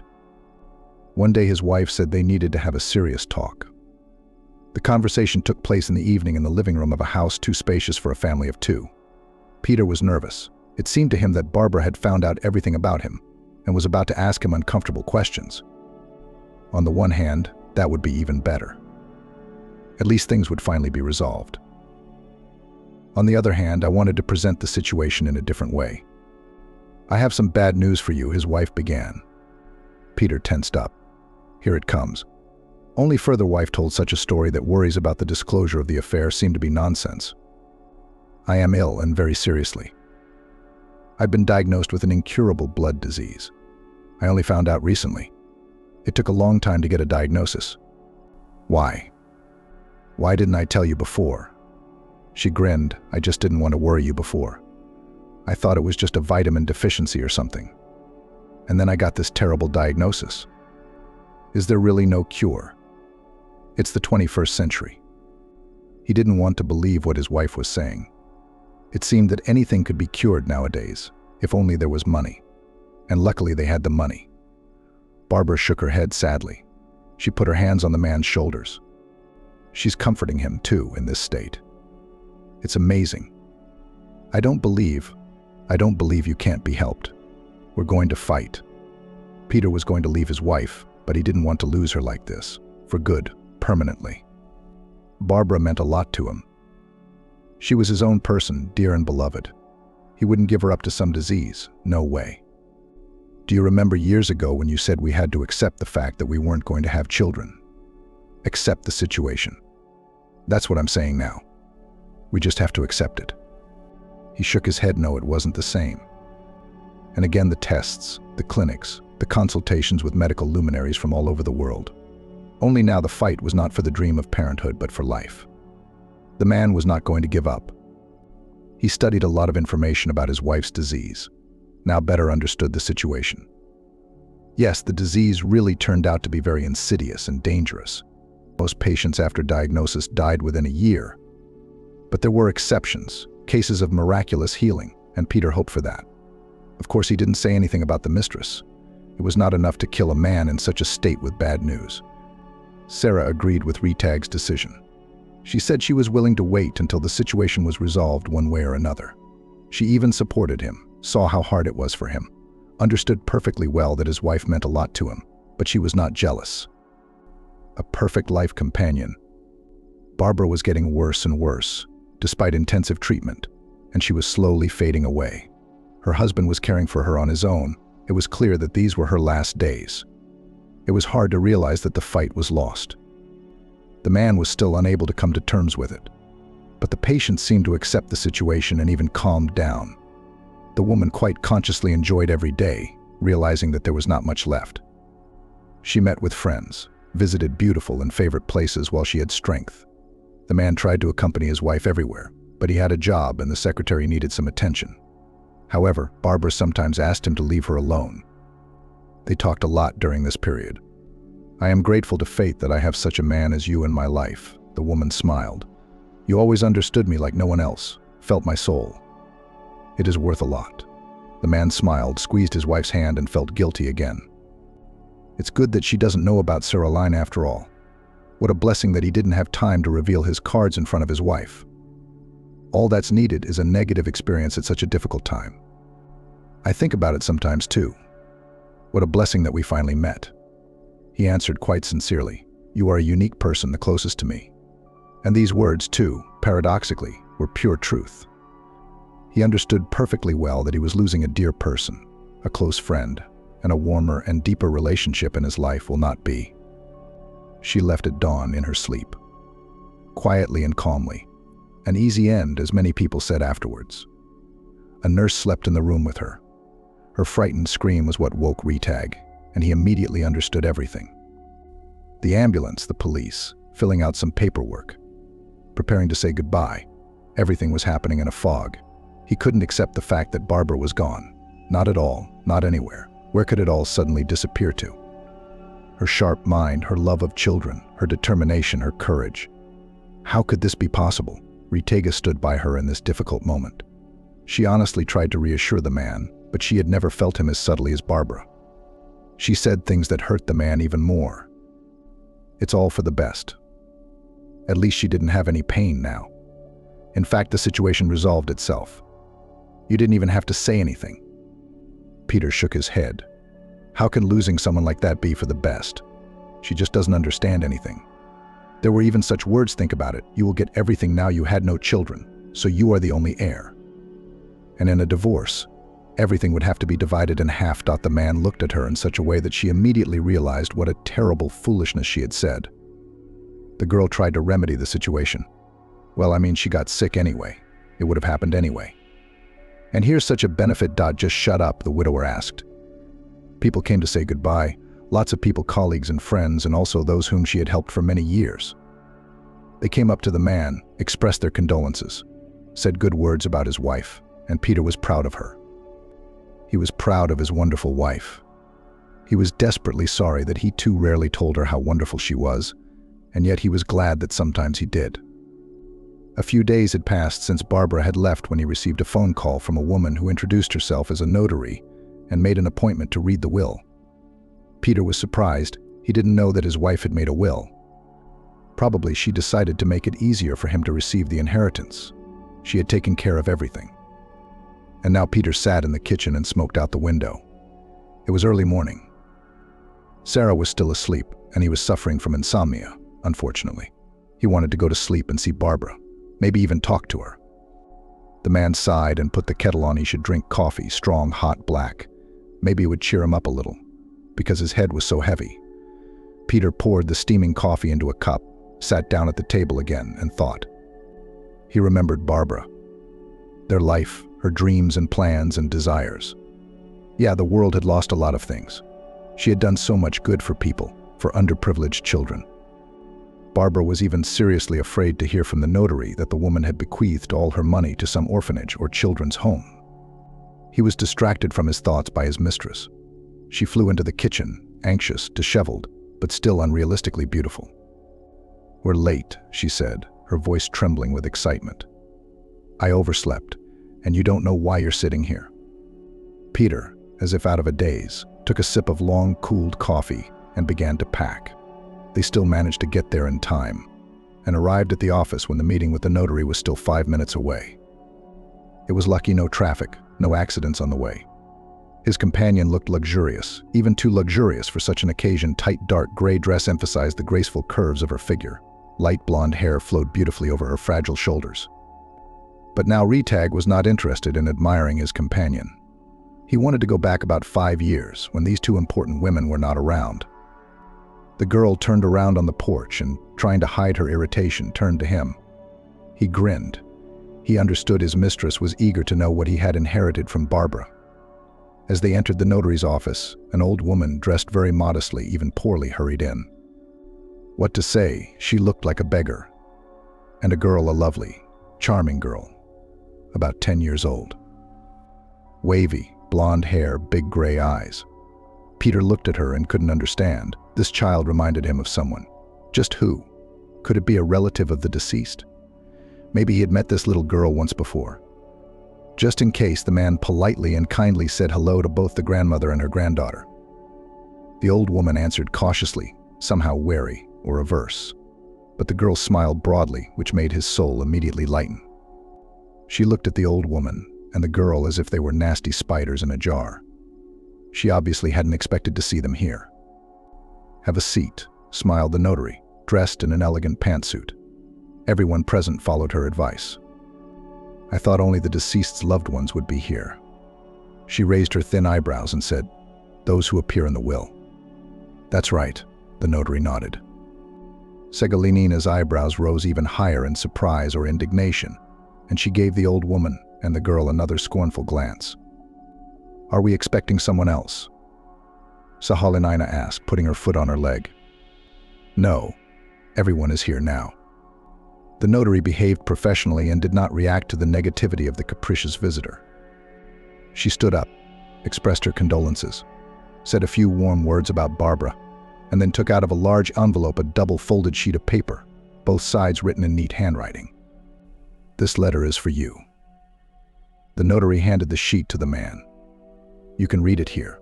Here the deceased explains everything to you." He clutched the letter with both hands.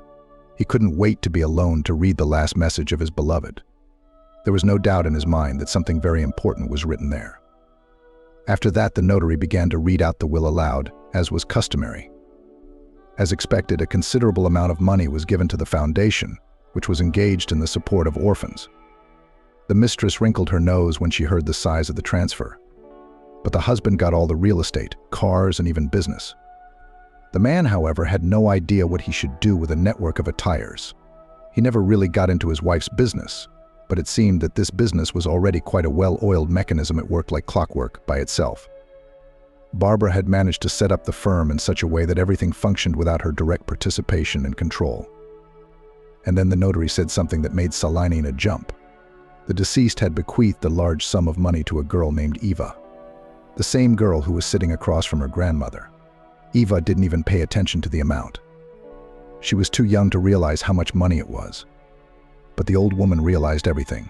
She shuddered, turned pale, then even blushed. An obliging female notary immediately offered the agitated visitor a glass of water. "Who are these people?" Indignant. "We don't know them. Are they her relatives? They're obviously not first cousins. Otherwise, the deceased's husband would have known them. What's going on? Is this all done by law?" "Legally," confirmed the notary. "It's the will of the deceased. A person can name whoever they want in the will. It doesn't have to be relatives." "Who are you?" "I've already addressed the old lady directly. Scammers? Don't get your hopes up, you'll get nothing. I'll prove that she was incapacitated when she signed the will. She's a sick person. And you must have taken advantage of her condition?" She looked at her. Not with fright, no, more with disappointment. The man noticed that at the beginning of the meeting the girl had admired her. Of course, such a beauty, just a photo model. But now the idol was turning into a monster before his eyes. "Calm down."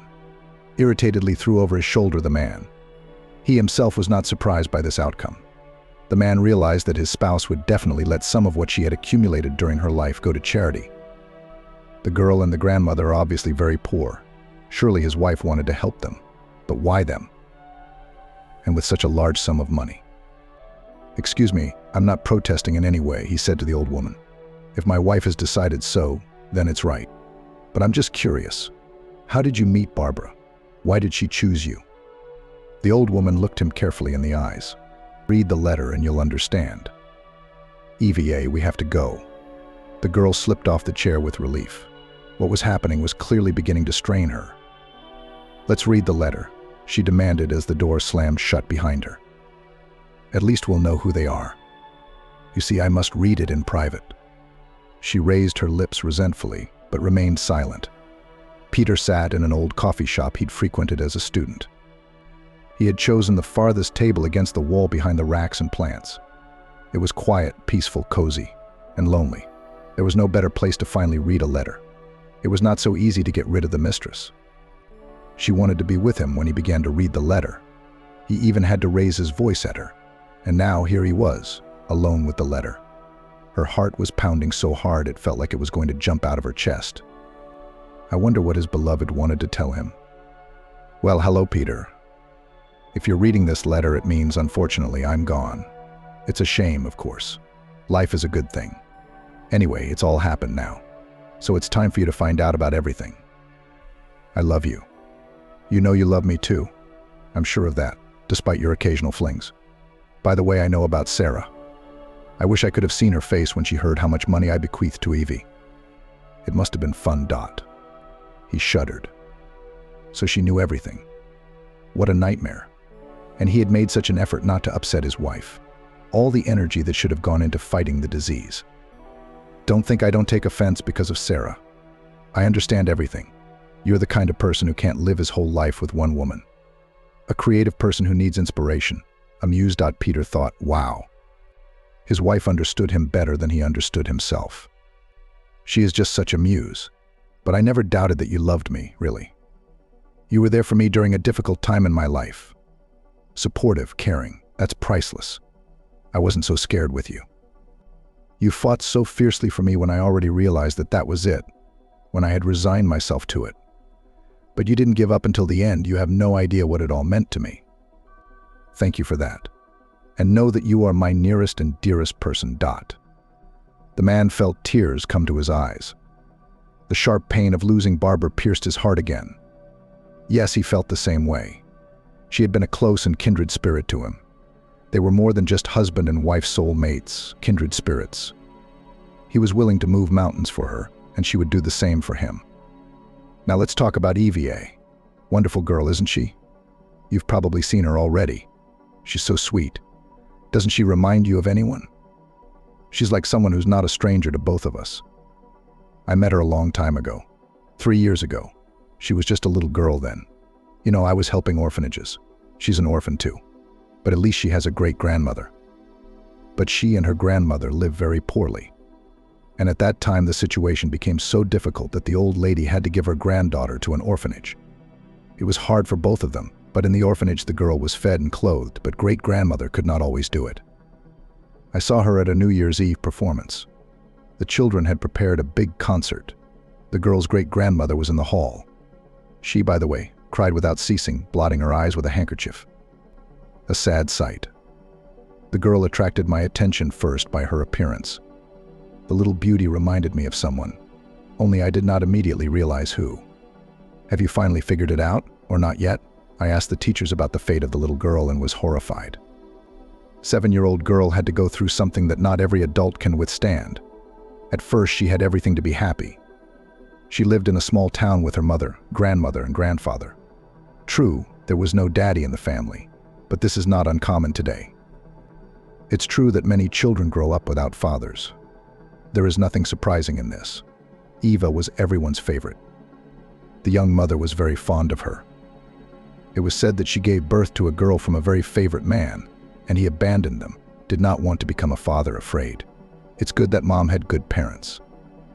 Of course, they did not abandon their daughter in a difficult situation and accepted, supported, and when she gave birth, very helpful to the young mother with a baby girl.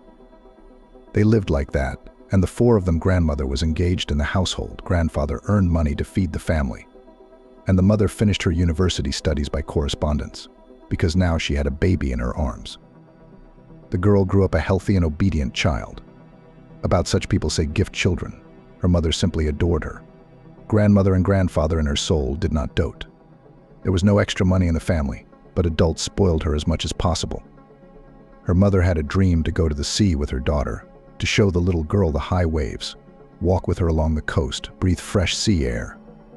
When the girl grew up a little, the grandfather decided to fulfill the wish of his daughter and granddaughter. He bought up some money and planned a trip to the sea in the family car. It was cheaper that way. She was only 4 years old at the time. At first, everything was going just fine. The family had a wonderful vacation at the seaside. All their dreams came true: walks along the shore, a southern tan, and beautiful bright pictures. But on the way back, on the way home on the highway, there was a terrible accident. The car lost control and went into a ditch. Later, the cause was determined. It turned out that grandfather had a heart attack right behind the wheel. A long trip, heat, plenty of impressions, a sudden change of climate. A lot of factors came together. That's the result. The driver himself was almost unhurt, but he was not taken to the hospital. The cause of death was that very heart attack. His wife died on the spot from her injuries. His daughter, Eva's mother, she was taken to the hospital, but the condition of the young woman was very serious. She was placed in intensive care. And what happened to the youngest passenger? It's a miracle she survived. Just a couple of abrasions, a fright, but not a minor fright. The girl cried out at night for a long time, and often dreamed about this terrible accident. The little girl was taken to her only close relative great-grandmother. She lost her son-in-law and daughter in the accident. The little girl's mother was in a serious condition, but there was still hope for her salvation. Home for treatment required money, and a lot of it. So the old lady had to sell the apartment where the happy family lived. The treatment didn't work. The mother was not saved. The girl was left an orphan. She had no one but an old great-grandmother. No, there was a father somewhere, but how to find him? The old woman did not know the details of her granddaughter's history. She had no idea where her father might be. And does he need a daughter if he has already abandoned her? There was nothing to do. Great-grandmother began to raise her little granddaughter alone. It was hard. It's not easy to keep up with a small child at such a respectable age. Great-grandmother's pension was miserable. Her health was also poor. She couldn't get a part-time job. There was also an allowance to formalize and confirm it had to be every year, and it cost the old woman a lot of work. So many papers to collect, so many offices to run through. But the old woman tried, ran, collected so that her great-granddaughter had at least this minimum allowance. And somehow the old woman and the girl lived poorly, saving money on everything, already suffering, but they kept afloat. And then it was time to go to school. The family budget couldn't bear the new expenses. My great-grandmother did her best to get her great-granddaughter to school, even going into debt. And after that there were very bad times when even bread was not enough every day. So great-grandmother made the decision and put the girl in an orphanage, temporarily due to the difficult financial situation. And then that concert, the stage, I saw her. I was hooked by her looks, and it spun. She looks a lot like you. Did you notice that? Same eyes, same look, same spread. Check it out, and the mole on her cheek. Even the mole is exactly the same. I looked at the girl and realized that coincidences like that just don't happen. And then it turned out that it really wasn't a coincidence.